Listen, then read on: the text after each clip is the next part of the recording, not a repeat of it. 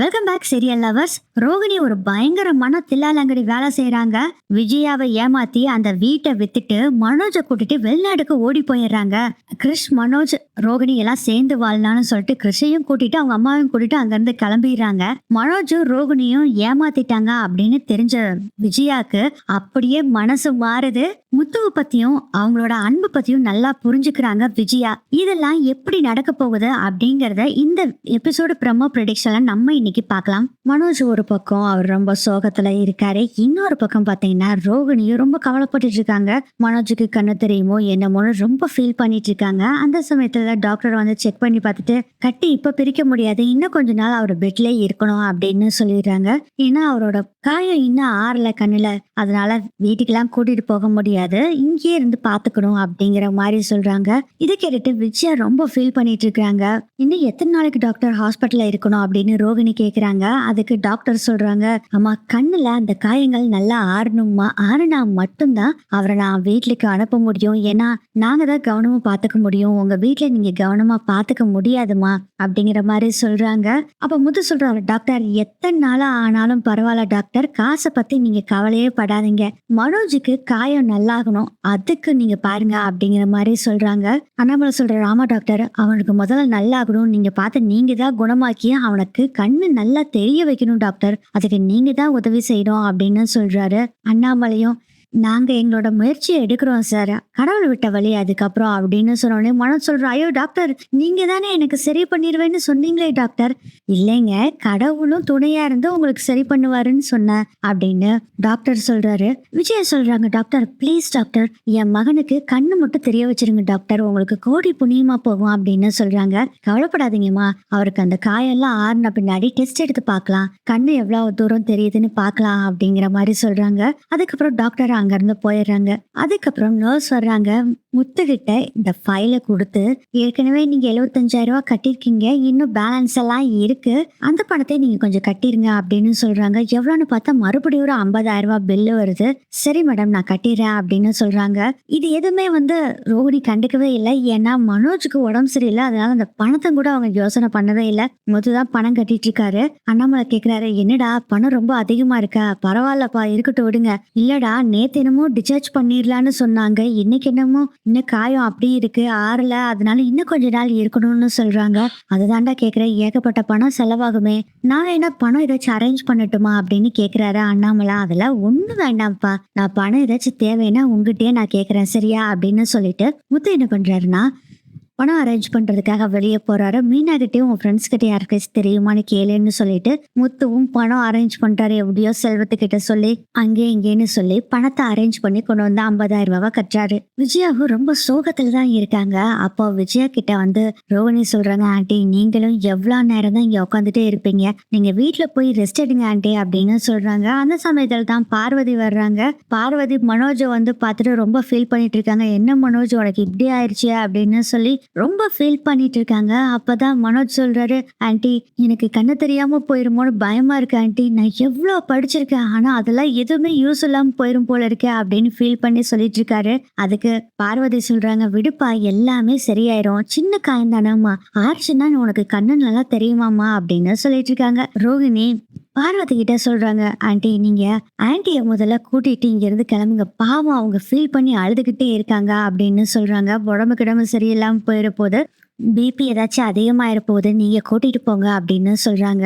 ஆமா விஜயா கரெக்ட் தான், நீ வா கிளம்பலாம் அப்படின்னு சொல்றாங்க. இல்ல என் மனோஜுக்கு அடிபட்டு இருக்கு, அவங்க கூட நான் இல்லாம வேற யாரு இருக்கிறது அப்படின்னு சொல்றாங்க. அப்பதான் பாத்தீங்கன்னா ரோகிணிக்கு ஒரு போன் கால் வருது. பார்த்தா ஒரு அன்னோன் நம்பர்ல இருந்து கால் வருது. என்னடா இது அன்னோன் நம்பர்ல இருந்து கால் வருது அப்படின்னு சொல்லிட்டு எடுத்து பேசுறாங்க.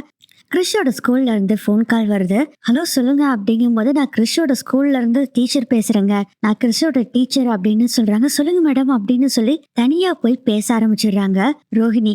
என்னாச்சு மேடம்? கிறிஷ் ஏதாச்சும் சேட்டை பண்றானா அப்படின்னு கேக்குறாங்க. இல்லைங்க, கிறிஷ் கீழே விழுந்துட்டான், அவனுக்கு கையில அடிபட்டிருக்கு, டாக்டர்கிட்ட கூட்டிட்டு போனா அவனுக்கு மாவு கட்டு போட சொல்லிட்டாங்க அப்படின்னு சொல்றாங்க. என்ன டாக்டர் சொல்றீங்க அப்படின்னு ரோகிணி பதறி போயிடுறாங்க. ஆமாங்க, நீங்க கொஞ்சம் வந்து பாத்துக்குங்க அப்படின்னு சொல்றாங்க.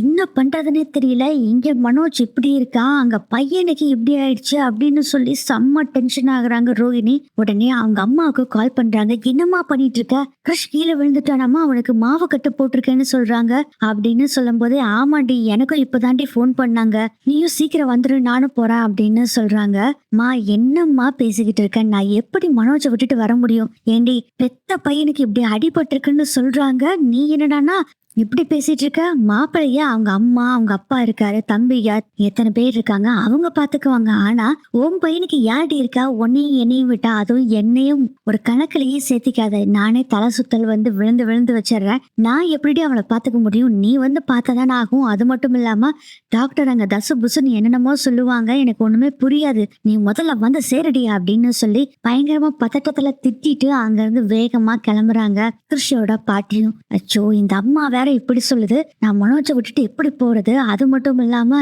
கிருஷை எப்படி நான் பாக்குறது அப்படின்னு டென்ஷன்ல இருக்காங்க. அப்புறம் யோசனை பண்றாங்க. சரி, ஆன்டி இங்கே இருக்க வச்சிடலாம் அப்படின்னு முடிவு பண்ணிடுறாங்க. போன் பேசி முடிச்சுட்டு வர்றாங்க. யாருமா ரோஹிணி அப்படின்னு கேக்குறாங்க. ஆன்டி பார்லர் இருந்து தான் கூப்பிடுறாங்க ஆன்டி, நானே இப்போ 2-3 நாள் லீவ் எடுத்துட்டேனா, அதனால உடனே வரணும் அப்படின்னு சொல்றாங்க. நீ சொல்ல வேண்டியதானமா, மனோஜுக்கு இப்படி இருக்குன்னு வர முடியாதுன்னு சொல்ல வேண்டியதானே? இல்ல ஆன்டி, நானும் எவ்வளவோ எடுத்து சொல்லி பார்த்தேன் ஆன்டி, இப்போ வந்தே ஆகணும்னு சொல்லி ரொம்ப கம்பல் பண்றாங்க. நான் என்னன்னு பார்த்துட்டு வந்துடுறேன், நீங்க அது வரல இருந்து பாத்துக்கிறீங்களா அப்படின்னு கேக்குறாங்க. ரோகிணி மீனா சொல்றாங்க, எங்க நாங்க பாத்துக்கிறோங்க, நீங்க போயிட்டு வாங்க அப்படின்னு சொல்றாங்க. சரி மீனா அப்படின்னு சொல்லிட்டு, ஆன்டி அவரை ரெஸ்ட் ரூம் கூட்டிட்டு போறப்ப பார்த்து கூட்டிட்டு போகணும் அப்படின்னு சொல்லும் போதே முத்து சொல்றாரு, நாங்க அதை பாத்துக்கிறோம், நீங்க கிளம்புங்க அப்படின்னு சொல்லிடுறாங்க. அதுக்கப்புறம் வேக வேகமா அங்க இருந்து கிளம்புறாங்க. அதுக்கப்புறம் ஒரு ஆட்டோவை பிடிச்சு கிளம்பி போய்கிட்டு இருக்காங்க. போறப்பயே ஒரு ஹாஸ்பிட்டல் பேரு சொல்லியிருப்பாங்க, அந்த ஹாஸ்பிட்டலுக்கு போயிடுறாங்க ரோகிணியும். அதுக்கப்புறம் கிருஷ போய் பாக்குறாங்க. பார்த்தா அவனுக்கு கையில செம்மடி வலிக்குது வலிக்குதுன்னு பயங்கரமா கத்திக்கிட்டு இருக்கிறான். அதுக்கப்புறம் கிருஷுக்கு ஆறுதல் சொல்லி, ஒண்ணுலடா வலிக்காது வலிக்காதுன்னு சொல்லிட்டு இருக்காங்க. கிருஷ் பயங்கரமா சத்தம் போட்டுட்டு இருக்காங்க. அப்பதான் என்னடா இது, அம்மா வந்தாங்களே காணாமேன்னு சொல்லிட்டு கிருஷ் பாட்டி எங்க அப்படின்னு கேக்குறாங்க. அதுக்கு அந்த நர்ஸ் சொல்றாங்க, யாரு இவங்களோட பாட்டியா? இந்த பையன் சத்தம் போடுறத பார்த்து அவங்க மயக்கம் போட்டு விழுந்துட்டாங்க, அவங்கள பெட்ல சேர்த்திருக்கு அப்படிங்கிற மாதிரி சொல்றாங்க. இதை கேட்ட உடனே போச்சு போ, ஒவ்வொருத்தரும் ஒவ்வொரு பக்கம் பெட்ல படுத்துக்கிட்டேன், நான் எப்படிடா பாப்பேன் அப்படின்னு செம்ம டென்ஷன் ஆயிடுறாங்க. சரி கிருஷ், நீ அழுகவே கூடாது, நான் போய் பாட்டியை பார்த்துட்டு வர்றேன் அப்படின்னு சொல்லிட்டு வேகமா போய் அவங்க அம்மாவை போய் பாக்குறாங்க. டாக்டர் சொல்றாங்க, ஒண்ணு இல்லைங்க, அந்த பையன் சத்தம் போட்டு அழுததுல அவங்க பதட்டத்துல டென்ஷன் ஆகி பிபி ஏறிடுச்சு, அதனாலதான் வந்து அவங்க மயக்கம் போட்டுட்டாங்க, இப்ப கொஞ்சம் பிபி குறைஞ்சதுன்னா அவங்க முழிச்சிருவாங்க அப்படின்னு சொல்றாங்க டாக்டர். சப்பா அப்படின்னு சொல்லிட்டு அப்புறம் அவங்க அம்மாவை போய் பாக்குறாங்க. இன்னும் மயக்கத்துலலாம் இருக்காங்க. என்னம்மா நீ இப்படி பண்ணிட்டியா அப்படிங்கிற மாதிரி ஃபீல் பண்ணி அவங்க அம்மா அவங்க கையோட கோர்த்துக்கிட்டு அப்படியே ஃபீல் பண்ணி அழுதுட்டு இருக்காங்க. அப்பவே நர்ஸ் வர்றாங்க. கிருஷோட அம்மா நீங்க தானா அப்படிங்கிறாங்க. ஆமா டாக்டர், கொஞ்சம் அவனை வந்து பாத்துக்கிறீங்களா, அவன் கட்டு போடவே விட மாட்டேங்கிறாங்க அப்படின்னு சொல்றாங்க. வரேன் டாக்டர் வரேன் அப்படின்னு சொல்லிட்டு ரோகிணி வர்றாங்க. கிருஷ் கட்டே போட விட மாட்டேங்கிறான், எனக்கு பயங்கரமா வலிக்குது வலிக்குதுன்னு செம்மையா சத்தம் போட்டுட்டு இருக்கான். கிருஷ் கிட்ட ரோகிணி சொல்றாங்க, இங்க பாரு கிருஷ், நீ ரொம்ப நல்ல பையன்ல, நான் சொன்ன பேச்செல்லாம் கேட்பேல்ல? கேப்பம்மா. கிருஷ், இந்த கட்டை நீ போட்டுக்கிட்டே தான் இந்த கையு வலிலாம் சரியாகும், அதுக்கப்புறம் கை எப்பயும் போல நல்லா வேலை செய்யும், இல்லாட்டி கையே மடக்க முடியாதுடா, பயங்கரமா வலிக்கும், அப்புறம் எப்படி உன் ஃப்ரெண்ட்ஸ் கூட எல்லாம் போய் விளையாடுவ, நீ வேற கிரிக்கெட் விளையாடணும்னு சொல்லி வேற சொல்லிட்டு இருக்க, எப்படிடா விளையாட முடியும் அப்படின்னு சொல்லி ரோகிணி சொல்றாங்க. ஆமாம்மா கரெக்ட் தான்மா நீ சொல்றது, ஆனா வலிக்குதேம்மா, எனக்கு அந்த கட்டு போட்டு ரொம்பவும் வலிக்குது, அதனாலதான் வேண்டான்னு சொல்றேன் அப்படின்னு சொல்றாங்க. கிருஷ், ப்ளீஸ்டா போட்டுக்கிட நல்ல பையன்லா அப்படின்னு சொல்லிட்டு இருக்கும் போதே, அம்மா அப்பனா நான் கட்டு போட்டுக்கிட்டா ஒரு கண்டிஷன், நீ எப்பயுமே என் கூட தான் இருக்கணும், ஓகேவா அப்படின்னு சொல்றாங்க.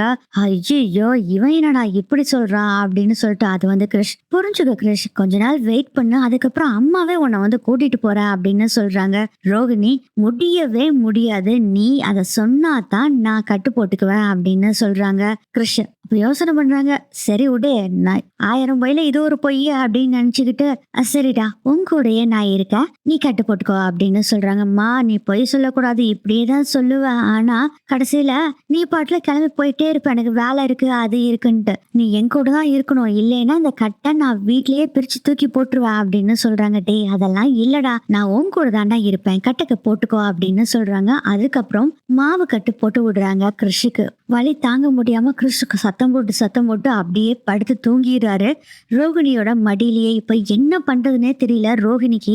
அங்க மனோஜ் கண்ணு தெரியாம அவன் கட்டு போட்டு இருக்கான். இங்க என்னடனா கிறிஷுக்கு கையில அடிபட்டிருக்கு.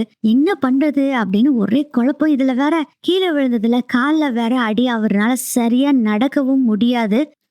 அம்மா எப்படி வச்சு சமாளிப்பாங்க அப்படின்னு சொல்லி பயங்கர டென்ஷன்ல இருக்காங்க.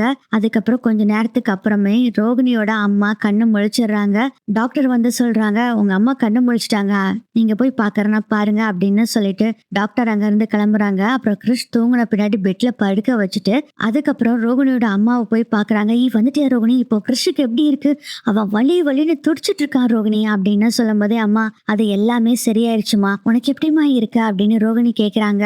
இப்போ நல்லா இருக்கு ரோகிணி, சரி கிறிஷ போய் பார்க்கலான்னு சொல்லிட்டு ரோகிணி அவங்க அம்மா 2 பேரும் கிறிஷ வந்து பாக்குறாங்க. கிறிஷ் அப்படியே அசந்து தூங்கிட்டு இருக்கான். ரொம்ப ஃபீல் பண்ணிட்டு இருக்காங்க. ரோகிணி கையில அவனுக்கு அடிபட்டிருக்கு, மாவு கட்டு போட்டிருக்காங்க, எப்படி பாக்குறது, அதே சமயத்துல கால்ல வேற அடிபட்டிருக்கு, அவனுக்கு நடக்கவும் முடியாது. எப்படிமா நீ வச்சு சமாளிப்பேன்னு எனக்கு தெரியலம்மா, அங்க வேற மனோஜ்க்கு அடிபட்டிருக்கு, என்ன பண்றதுன்னு தெரியலம்மா, நான் எப்படி உன்னைய பாப்பனா இவனை பாப்பனா மனோஜை பாப்பனா, நான் என்னதான் பண்றது, ஏன் என் தலையெழுத்து மட்டும் இப்படி இருக்கு அப்படின்ட்டு ரொம்ப புலம்புறாங்க ரோகிணி. அப்பதான் நர்ஸ் வர்றாங்க, உங்க பையனை டிஸ்சார்ஜ் பண்ணி கூட்டிட்டு போலாம், அவருக்கு இப்போ ஊசி போட்டுக்கனால தூங்கிட்டு இருக்காரு, கண்ணு முழிச்சோடனே இந்த டேப்லெட் எல்லாம் எழுதி கொடுத்துருக்காரு டாக்டர், அதை வாங்கி கொடுத்துருங்க அப்படின்னு சொல்றாங்க நர்ஸ். அதுக்கப்புறம் கிறிஷ டிஸ்சார்ஜ் பண்ணி வீட்டுக்கு கூட்டிட்டு வந்துடுறாங்க.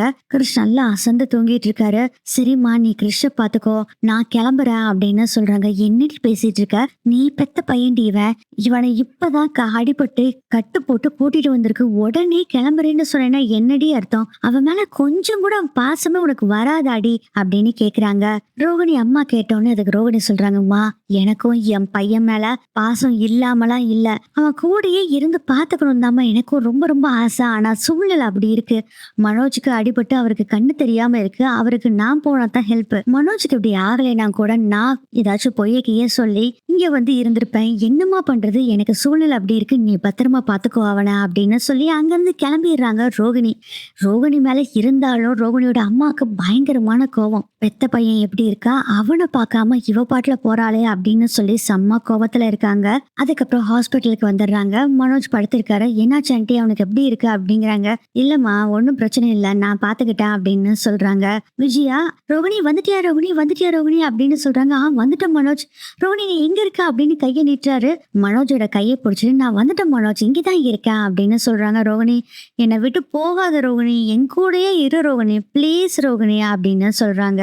மனோஜ், உன்னை விட்டு நான் எங்கேயுமே போக மாட்டேன் மனோஜ், நீ தான் எனக்கு முக்கியம், நீ தான் என்னோட உலகம், உனக்காக என்ன வேணாலும் நான் செய்வேன் அப்படின்னு சொல்றாங்க. ரோகிணி இதெல்லாம் பார்த்துட்டு விஜயா ரொம்ப சந்தோஷப்பட்டுட்டு இருக்காங்க. அதுக்கப்புறம் விஜயா, அண்ணாமலை எல்லாருமே லஞ்சுக்கு சாப்பிட போறோம்மா கேண்டீனுக்கு, நீயும் வரையாம சாப்பிட்டுட்டு வந்துடலாம் அப்படின்னு கேக்குறாங்க. அண்ணாமலை அதுக்கு ரோகிணி சொல்றாங்க, இல்ல அங்கிள், மனோஜுக்கு இன்னும் கொஞ்சம் நேரத்துல ஃபுட்டு வந்துடும், அவருக்கு நான் ஊட்டி விடணும், அதுக்கப்புறம் நான் சாப்பிட்டுக்கிறேன், நீங்க சாப்பிட்டு வந்தீங்கன்னா உங்களை விட்டுட்டு நான் போயிட்டு வந்துருவேன் அப்படின்னு சொல்லி விஜயா கிட்டையும் அண்ணாமலை கிட்டையும் சொல்றாங்க ரோகிணி. சரி விஜயா நம்ம போலாமா அப்படின்னு அண்ணாமலை சொல்றாரு. விஜயா சொல்றாங்க, ரோகிணி நீ பாத்துக்கோ, நாங்க சாப்பிட்டுட்டு வந்தோன்னே அப்புறம் நீ போய் சாப்பிட்டுக்கோ அப்படின்னு சொல்லிட்டு இவங்க 2 பேரும் சாப்பிட போயிடுறாங்க. இப்ப பாத்தீங்கன்னா மனோஜ் ரோகிணி மட்டும் தான் இருக்காங்க. அப்பதாங்க ரோகிணிக்கு ஒரு போன் கால் வருது. பார்த்தா வேற யாரு, அந்த பிஏ தான் அன்னோன் நம்பர்ல இருந்து கால் பண்றான். ஏன்டா இது அன்னோன் நம்பர்ல இருந்து கால் வருதே அப்படின்னு சொல்லிட்டு எடுத்து பேசுறாங்க. பார்த்தா அது பிஏ தான். என்ன ரோகிணி எப்படி இருக்க, சரி கல்யாணி எப்படி இருக்க அப்படின்னு கேக்குறாங்க. ஒரு நிமிஷம் என்னை பேசுறது எனக்கு கேட்கல அப்படிங்கிற மாதிரி சொல்லிட்டு மனோஜ் கிட்ட, மனோஜ் எனக்கு சரியா இங்க டவர் கிடைக்க மாட்டேங்குது, என் ஃப்ரெண்டு தான் பேசுறா, நான் என்னன்னு வெளியே போய் பேசிட்டு வரேன் அப்படின்னு சொல்றாங்க. ரோகிணி சரி ரோகிணி நீ பேசிட்டு வா அப்படிங்கிறாங்க. மனோஜ் நீ இங்க இருந்து எங்கேயுமே போகாத, நான் வந்த பின்னாடி ரெஸ்ட் ரூம் போறேன்னா கூட போகணும், சரியா, என்னை கூப்பிடணும் ஓகேவா அப்படின்னு சொல்லிட்டு அந்த ரூமை விட்டு வெளியே போய் ரூமுக்கு வெளியே நின்று பேசிட்டு இருக்காங்க. இதுக்கு இப்ப கால் பண்ணிருக்க அப்படின்னு கேக்குறாங்க. நீ ஆளை விட்டு அடிச்சா நான் அப்படியே விட்டுருவேன் உன்னையே நினைச்சியா? நான் பீனிக்ஸ் பறவை மாதிரி என்னதான் நீ எரிச்சாலும் என்ன கொன்னாலும் திரும்ப திரும்ப நான் வந்துகிட்டே தான் இருப்பேன். என்னை எவ்வளவு அடி அடிக்க வச்சு உன்னோட ஆளுகளை வச்சு அவனுங்க தூக்கி கேரளால ஒரு ஹாஸ்பிட்டல்ல கொண்டு போய் போட்டுட்டானுங்க. நான் இப்பதான் சரியாயி வந்திருக்கேன் அப்படின்னு எல்லாமே உருட்டிட்டு இருக்காரு. ஆனா ரோகிணி கொடுத்த பணத்துல பாதி பாதியா பிரிச்சுக்கிட்டாங்க பிஏவும் சிட்டியும். அந்த பிஏவும் சிட்டியும் பாதி பாதியா பிரிச்சாங்கல்ல, அந்த பைசைய தீந்து போச்சு இப்ப. அதனால மறுபடியும் ரோகிணியும் மிரட்டலான்னு முடிவு பண்ணிடுறாரு. அதனால எனக்கு அர்ஜென்டா இப்ப பணம் தேவை அப்படிங்கிறாங்க. இங்க பாரு, நான் பணம் கொடுக்குற நிலைமையில எல்லாம் இப்போ இல்ல. மனோஜுக்கு வேற அடிபட்டிருக்கு, அவனுக்கு இப்படி கண்ணு ப்ராப்ளமா இருக்கு அப்படிங்கிற விஷயத்தெல்லாம் சொல்றாங்க. அப்ப ரொம்ப வசதியா போச்சு. எனக்கு நீ என்ன பண்ணுவே ஏது பண்ணுவே தெரியாது, எனக்கு ஒரு 20 லட்சம் ரூபாய் பணம் வேணும், நீ கொடுத்தே ஆகணும் அப்படின்னு சொல்றாங்க. 20 லட்சம் ரூபாய் என்னால பெரட்டவே முடியாது, தர முடியாது அப்படின்னு சொல்றாங்க. சரி பரவாயில்ல விடு, கல்யாணியோட அம்மாவையும் கல்யாணியோட பையனையும் கூட்டிட்டு வந்து நேரா உன் புருஷன் முன்னாடி உன் மாமியார் முன்னாடி நிறுத்தினா போதும், எனக்கு அந்த பணம் வந்துரும்ல அப்படின்னு சொல்றாங்க. ரோகிணி ரொம்ப தைரியமா பேசுறாங்க. ஏன்னா அவங்க அம்மாவையும் கிறிஷையும் வேற ஒரு பக்கம் இங்க சென்னையில கூட்டிட்டு வந்து வச்சுட்டாங்க. அதனால இந்த பிஏக்கு முதல்ல இந்த வீடு தான் தெரியும், இப்ப கிறிஷ் இருக்க வீடு தெரியாதா அப்படின்னு நினைச்சிட்டு, டேய் நீ என்ன வேணாலும் பண்ணிக்கடா, எனக்கு அதை பத்தி கவலையே இல்லை அப்படின்னு சொல்றாங்க ரோகிணி. அதுக்கு பிஏ சொல்றாரு, அம்மா ரோகிணி நீ தைரியமா பேசுற மாதிரி தெரியுது, என்னால என்ன பண்ண முடியும்னு நினைக்கிறேன். நீ அந்த கிராமத்துல இருந்து சென்னைக்கு கூட்டிட்டு வந்து உன் அம்மாவையும் உன் பையனையும் எங்க வச்சிருக்கேன்னு எனக்கு தெரியும். இப்போ அந்த வீட்டுக்கு பக்கத்துல நின்னுதான் நான் பேசிட்டு இருக்கேன் அப்படிங்கிற மாதிரி சொன்ன உடனே தூக்கி வாரி போடுது ரோகிணிக்கு. பைபிள மறுபடியும் நம்மள மாட்டி விட்டுருவோம் போல இருக்கே அப்படின்னு சொல்லிட்டு, இங்க பாரு தேவையில்லாம பிரச்சனை இழுத்துட்டு இருக்காத, வேண்டாம் அப்படின்னு சொல்றாங்க. இங்க பாரு, சரி 20 லட்சம் ரூபாய் வேணாம், ஒரு 5 லட்சம் ரூபாவை எனக்கு கொடுத்துரு, அந்த பணம் தீர வரலும் நான் உன்னை தொந்தரவு பண்ண மாட்டேன் அப்படின்னு சொல்றாரு பிஏ. என்ன பண்றதுன்னு ஒரே குழப்பத்துல இருக்காங்க. சரி உனக்கு அப்புறம் கூப்பிடுறேன் வெய் அப்படின்னு சொல்லி போனை கட் பண்ணிடுறாங்க. ரோகிணிக்கு பயங்கர கடுப்புல இருக்காங்க. என்னடா இது எல்லாமே அப்படி சொதப்பிட்டே இருக்கு, என்ன பண்றது அப்படின்னு யோசனை பண்ணிட்டு இருக்காங்க. அப்பதான் ஒரு நர்ஸ் ரோகிணியை கிராஸ் பண்ணி போறாங்க. ரோகிணியை எங்கேயோ பார்த்த மாதிரியே இருக்கு, இது நம்ம கல்யாணி மாதிரி இருக்கே அப்படின்னு யோசனை பண்ணிட்டே போறாங்க. கேட்கலாமா வேண்டாமா கேட்கலாமா வேண்டாமான்னு நினைக்கிறாங்க. சரி விடு கேட்கலாம் அப்படின்னு சொல்லிட்டு போன் பேசிட்டு ரொம்ப டென்ஷனா இருக்க ரோகிணி கிட்ட வந்து, எக்ஸ்கியூஸ் மீ நீங்க கல்யாணி தானா அப்படின்னு கேக்குறாங்க. நான் கல்யாணி இல்ல ரோகிணி அப்படிங்கிற மாதிரி சொல்றாங்க. ரோகிணி இல்ல நீங்க ஒரு ஸ்கூல் பேரை சொல்லி அந்த ஸ்கூல்ல படிச்ச கல்யாணி தானே அப்படிங்கும் போதே அந்த முகத்தை எங்கேயோ பார்த்த மாதிரி இருக்கு ரோகிணிக்கும். ஆமா நீங்க, ஏய் நான் தாண்டி ராஜி அப்படின்னு சொல்றாங்க. ராஜி நீயா, நல்லா இருக்கியா, உன்னை பார்த்து எத்தனை வருஷம் ஆச்சு, 10th வரைக்கும் நம்ம 2 பேரும் ஒன்னா தாண்டி படிச்சோம், 10th முடிச்சது உன்னோட கான்டாக்டே இல்லாம போயிடுச்சு அப்படின்னு ரோகிணி சொல்றாங்க. அதுக்கு ராஜி சொல்றாங்க, கல்யாணி இப்ப எப்படி இருக்கடி, எதுக்கடி ஹாஸ்பிட்டல் வந்தா அப்படின்னு கேக்குறாங்க. அதுக்கப்புறம் நடந்த விஷயம் எல்லாத்தையுமே சொல்றாங்க ரோகிணி. இதை கேட்டு, அட அந்த பேஷண்டோட ஒய்ஃபா நீயே, அடடா அவருக்கு கண்ணு தெரியறது கொஞ்சம் ப்ராப்ளம் தான் போல இருக்கு, டாக்டர் இப்போ ட்ரீட்மெண்ட் கொடுத்துக்கிட்டு தான் இருக்காரு அப்படின்னு சொல்றாங்க. அதுக்கு ரோகிணி கேக்குறாங்க, அவருக்கு கண்ணு தெரிஞ்சிருமா தெரியாதா அப்படின்னு கேக்குறாங்க. கண்ணு கண்டிப்பா தெரியும், ஆனா கொஞ்சம் லேட் ஆகும், அவ்வளவுதான், ட்ரீட்மெண்ட்ல தான் இருக்கு அப்படிங்கிற மாதிரி ராஜியும் சொல்றாங்க. அப்போ ஒரு நர்ஸ் வர்றாங்க. ரோகிணி மேடம் நீங்க இங்கதான் இருக்கீங்களா, உங்களை எங்கெல்லாம் நான் தேடிட்டு இருக்கிறது, உங்க ஹஸ்பண்டுக்கு இந்த மருந்தெல்லாம் வாங்கிட்டு வரணும், இந்த மெடிசன் உடனே வாங்கிட்டு வந்துடுறீங்களா அப்படின்னு சொல்லி ஒரு பிரிஸ்கிரிப்ஷனை கொடுக்குறாங்க. ஓகே நர்ஸ் நான் வாங்கிட்டு வந்துடுறேன் அப்படின்னு சொல்லி ரோகிணியும் சொல்றாங்க. இதெல்லாம் பார்த்துட்டு இருக்காங்க ராஜி. கல்யாணி என்னடி உன்னை ரோகிணின்னு கூப்பிடுறாங்க, பேரு மாத்திட்டியா அப்படின்னு கேக்குறாங்க. அப்பதாங்க விஷயத்தவே சொல்றாங்க, நீ என் பெஸ்ட் ஃப்ரெண்டு, ஆமாண்டி பேர் மாத்திட்டேன் அப்படின்னு சொல்றாங்க. ஏன்டி பேர் மாத்தின அப்படின்னு ஒன்னு தயங்குறாங்க சொல்றதுக்கு. பாருடி நான் உன்னோட பெஸ்ட் ஃப்ரெண்டு, கண்டிப்பா இந்த விஷயம் எங்கேயுமே வெளியே போகாது, நீ தயங்குறத பார்த்தா ஏதோ ஒரு தப்பு பண்ணிட்டு இருக்கிற மாதிரி தெரியுது, உன்னை பத்தி எனக்கு தெரியாதா, நீயும் சரி நானும் சரி வில்லாத வில்லிய, என்ன கம்பி கட்டி வச்சிருக்க சொல்லு அப்படின்னு சொல்றாங்க. இது வந்துட்டு எனக்கும் தெரியும், நீ என் பெஸ்ட் ஃப்ரெண்டு யாருக்கிட்டையுமே சொல்ல மாட்ட, ஆனா இந்த விஷயம் வெளியே யாருக்குமே தெரியக்கூடாது, உங்ககிட்ட இது வரைக்கும் நான் எதுவுமே மறைச்சதும் இல்ல. ரோகிணியும் ராஜியும் 10th வரைக்கும் அவ்வளோ பெஸ்ட் ஃப்ரெண்டா இருந்தாங்க. அவங்க 2 பேரும் எதுவுமே அவங்களோட லைஃப்ல நடக்கிறத மறைச்சதே இல்லை, 2 பேருமே நல்லாவே ஷேர் பண்ணிக்குவாங்க. அதனால ரோகிணி என்ன பண்றாங்கன்னா, நடந்த விஷயம் எல்லாமே ராஜி கிட்ட சொல்றாங்க. மனோஜை கல்யாணம் பண்ணது, பொய் சொன்னது, மலேசியா அப்பா, அதுக்கப்புறம் ஏற்கனவே கல்யாணம் ஆனது, குழந்தை இருக்கிறது, நடந்தது, எல்லா விஷயத்தையும் சொல்றாங்க. அப்புறம் அவங்க அம்மாவே குழந்தைய இங்க கூட்டிட்டு வந்தது எல்லாத்தையுமே சொல்றாங்க. இதுல பாத்தீங்கன்னா ஒரு 1/2 மணி நேரம் 3/4 மணி நேரம் ஆயிருது. இதை கேட்டு பயங்கர ஷாக் ஆயிடுறாங்க. ராஜி, என்னடி உன் லைஃப்ல இப்படி எல்லாம் நடந்திருக்கு? ரோகிணி, நீ சொல்றத பார்த்தா உன்னோட வாழ்க்கை ஊசல் ஆடிக்கிட்டு இருக்கு ரோகிணி. உனக்கு பையன் இருக்குங்கிற விஷயம் மட்டும் உங்க வீட்டுல தெரிஞ்சதுன்னு வச்சுக்கோ, அவ்வளவுதான், உன்னை அப்படியே துரத்து விட்டுருவாங்க. நீ முதல்ல ரோகிணி உடனே நீ ஒரு ஸ்டெப் எடுக்கணும் ரோகிணி. என்ன பண்றதுன்னு எனக்கே தெரியல, இதுல வேற இந்த பிஏ வேற அப்படின்னு சொல்லி அந்த பியோட விஷயத்தையும் சொல்றாங்க. இவ உண்மையை சொல்லிடுவேன்னு வேற மிரட்டிட்டு இருக்கான் அப்படின்னு சொல்றாங்க. ரோகிணி, கவலையே படாத, இந்த உண்மையை நீ மறைச்சு வச்சுக்கிட்டு இருக்கனால தானே உனக்கு இவன் தொந்தரவு பண்ணி பணத்தை கட்டிட்டு இருக்கான் அந்த பிஏ. ஆமாண்டி, அந்த உண்மையை உங்க வீட்டுல எல்லாத்துக்கும் தெரிஞ்சிருச்சுன்னா அப்ப பிரச்சனையே இல்லைல்ல. என்னடி நீ லூசா? கொஞ்ச நேரத்துக்கு முன்னாடிதான் சொன்ன இந்த விஷயத்துக்கு உடனே ஸ்டெப் எடுத்து வைக்கணும்னு சொன்ன, இல்லாட்டி என் லைஃப் அவ்வளவுதான்னு சொன்ன. இப்ப என்னடா வீட்லயே போய் உண்மையை சொல்லுன்னு சொல்ற, நீ என்ன லூசா அப்படின்னு கேக்குறாங்க ரோகிணி. நான் ஒன்னும் லூஸ் எல்லாம் இல்லடி, இன்னும் பத்தி உனக்கு தெரியாதா? நான் எப்படி பிளான் பண்ணுவேன்னு தெரியும்ல. தெரியும்டி, காசுக்காக என்ன வேணாலும் பண்றதுக்குன்னு துணிஞ்சு செய்வேன்னு எனக்கு தெரியும். உன் புத்திசாலித்தனம் எனக்கு நல்லாவே தெரியும். நான் போய் இப்ப வீட்டுல அதுவும் மனோஜ் இப்படி இருக்க நிலைமையில போய் சொல்ல முடியுமா அப்படின்னு சொல்லும் போதுதான், நான் ஒரு சூப்பரான ஐடியாவை சொல்றேன். நீ முதல்ல மெடிசனை வாங்கி கொடு. இப்ப எனக்கு வேலை இருக்கு, நானும் என்ன செய்யலாம்னு யோசனை பண்றேன். பண்ணிட்டு உங்ககிட்ட சொல்றேன். அப்புறம் நைட் டியூட்டி நான் இன்னைக்கு இங்கதான் பார்க்க போறேன், அதனால நோ ப்ராப்ளம், உங்ககிட்ட டீட்டெயிலா பேசுறேன். 10 மணிக்கு மேல உங்ககிட்ட பேசுறேன்னு சொல்லிட்டு அங்க இருந்து கிளம்பிடுறாங்க ராஜி. அதுக்கப்புறம் மெடிசன் வாங்கிட்டு வந்து நர்ஸ் கிட்ட கொடுத்துட்றாங்க. ரோகிணியும் ரூமுக்குள்ள வர்றாங்க. பார்த்தா அங்க விஜயாவும் அண்ணாமலை 2 பேர் இருக்காங்க. அஜிஜோ, இவங்க 2 பேரும் வந்துட்டாங்களே அப்படிங்கிற மாதிரி பாக்குறாங்க. விஜயா கேக்குறாரு, எங்க போயிருந்த நீயே? மனோஜ தனியா விட்டு நீ பாட்டுல போயிட்டா அப்படின்னு கண்ணா பின்னான்னு விஜயா திட்டுறாங்க. அஜிஜோ, இதை மறந்துட்டு நானு அப்படின்னு நினைச்சிட்டு, ஆண்டி நானும் போன் கால் வந்ததுன்னா போனேன். அப்பதான் வந்து ஒரு நர்ஸை பார்த்தேன், அவங்க ஒரு மெடிசன் வாங்கிட்டு வர சொன்னாங்க மனோஜுக்கு கொடுக்கணும்னு. அதனால இங்க போய் கேட்டா மெடிசன் இல்ல, நான் வேற பக்கம் போய் ரொம்ப தூரத்துல இருந்து வாங்கிட்டு வர்றேன் அப்படின்னு ஒரு பிட்ட போடுறாங்க. ஓ அப்படியா, சரி சரி அப்படின்னு சொல்லிடுறாங்க விஜயாவும். அதுக்கப்புறம் நைட் ஆகுது. ரோகிணி மட்டும்தான் அங்க இருக்காங்க. அங்க வர்றாங்க ராஜி. மனோஜை செக் பண்ணி பாக்குறாங்க. ரோகிணி ராஜி 2 பேருமே தெரிஞ்சுக்கிற மாதிரியே பேசிக்க மாட்டேங்கிறாங்க. ஏன்னா இது என் ஃப்ரெண்டுன்னு மனோஜ் கிட்ட சொல்ல, எப்படி ஃப்ரெண்டுன்னு கேட்க, ஸ்கூல்ல படிச்சவங்க சொல்ல, நீ மலேசியால தானே இருந்த, எப்படி இங்கே வந்து படிச்ச அப்படின்லாம் 100 கேள்வி கேட்பாங்க. அதனால நம்ம 2 பேரும் ஃப்ரெண்ட்ஸ்னே சொல்லிக்க வேண்டாம், இங்க 2 பேரும் மீட் பண்ணோம், ஃப்ரெண்ட் ஆகிட்டோம்னு சொல்லிடலாம் அப்படிங்கிற மாதிரி 2 பேரும் பிளான் பண்ணி வச்சிருக்காங்க. நர்ஸ் ராஜி வந்து செக் பண்ணி பார்த்துட்டு அதுக்கப்புறம் மெடிசன் எல்லாம் போட்டு கண்ணுக்கு ட்ரெஸ்ஸிங் பண்ணி விடுறாங்க. எப்ப நர்ஸ் எனக்கு கண் பார்வை வரும் அப்படின்னு கேக்குறாரு மனோஜ்.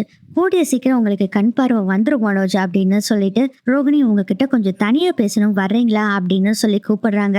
ரோகிணி ஏதோ வர்றேன் அப்படின்னு சொல்லிட்டு, மனோஜ் இங்கேயே வெயிட் பண்ணு மனோஜ், நீ எங்கேயுமே எழுந்திரிச்சு போக கூடாது, நான் நர்ஸ் கிட்ட பேசிட்டு வந்துடுறேன் அப்படின்னு சொல்றாங்க. என்ன ரோகிணி தனியா கூட்டிட்டு போறாங்க, எனக்கு அப்ப கண்ணு தெரியாத நர்ஸ் உங்ககிட்ட சொல்ல போறாங்களா அப்படிங்கும் போது ராஜி சொல்றாங்க, மனோஜ் அப்படிலாம் உங்களுக்கு எதுவுமே இல்ல மனோஜ், எல்லாமே சரியாயிரும், நீங்க வெயிட் பண்ணுங்க அப்படின்னு சொல்லிட்டு, நான் இது வேற விஷயமா நான் கூப்பிட்டுட்டு போறேன், அவங்களோட பார்வல் விஷயமா நான் பேசணுங்க, அதுக்கு தாங்க கூட்டிட்டு போறேன் அப்படிங்கிறாங்க. ஓ சரிங்க சரிங்க அப்படின்னு சொல்லிடுறாங்க. அதுக்கப்புறம் ரோகிணிய ராஜி கூட்டிட்டு வந்து, ஒரு சூப்பரான ஐடியா இருக்கு, அதை மட்டும் பண்ணிட்டேன்னா உன் பையன் மட்டும் இல்ல உன் அம்மாவையும் உன் கூடயே வச்சுக்கலாம் அப்படின்னு சொல்றாங்க.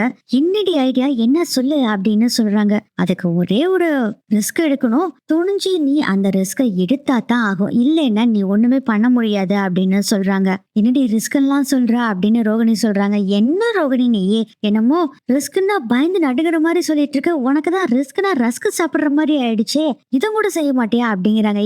என்னன்னு முதல்ல சொல்லிடி அப்படின்னு சொல்லும் போதே ராஜி சொல்றாங்க, நானும் பல யோசனை பண்ணி பார்த்தேன், இந்த வழி தவிர வேற எந்த வழியுமே உனக்கு இல்ல. சரி அந்த விஷயத்தை தான் சொல்லு. இங்க பாரு, மனோஜ் பேர்ல இருக்க கடைய முதல்ல உன்னோட பேர்ல மாத்து, கண்ட்ரோல் ஃபுல்லா உன்னோட பேருக்கு தான் வரணும்.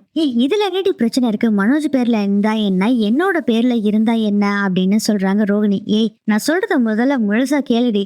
முதல்ல ஹோம் அப்ளையன்ஸ் உன்னோட கண்ட்ரோலுக்கு வரணும், உன்னோட பேருக்கு அந்த ஹோம் அப்ளையன்ஸ் கண்ட்ரோலை மாத்தணும், நீ தான் அதுக்கு எம்டியா இருக்கணும். சரி அதனால என்ன ஆகும் அடுத்தது சொல்றேன் இருடி.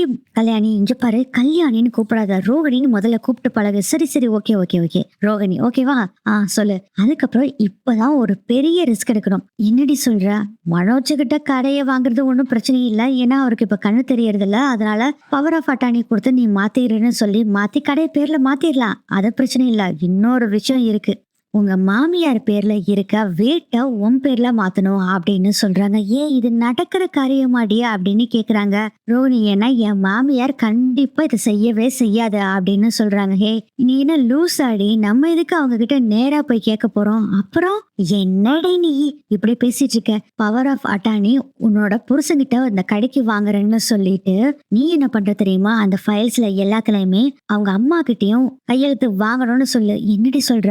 ஆமா, அந்த பத்திரத்துல எல்லாத்தையும் உங்க அம்மா கிட்ட கையெழுத்து வாங்கணும், மனோஜ் கிட்டயும் வாங்கணும்னு சொல்லி முதல்ல கையெழுத்த வாங்கு. அந்த பத்திரத்துல நீ என்ன வச்சிருக்கணும் தெரியுமா? பவர் ஆஃப் அட்டானி எல்லாம் இல்ல, கடைய முழுவதும் மனோஜ் பேர்ல இருந்து ரோகிணி பேருக்கு மாத்தப்படுதுன்னு அந்த பத்திரம் ஒண்ணு இருக்கும். இன்னொரு பத்திரம் உங்க மாமியார் விஜயா பேர்ல அவங்க அப்பா எழுதி கொடுத்தாருல, அந்த வீட்டை உனக்கு எழுதி தரதா அந்த பத்திரத்துல இருக்கும். அவங்க 2 பேர் கையெழுத்து போட்டாங்கன்னா பிரச்சனையே இல்ல, இந்த வீடு உனக்கு தான் வந்துரும் அப்படின்னு சொல்றாங்க.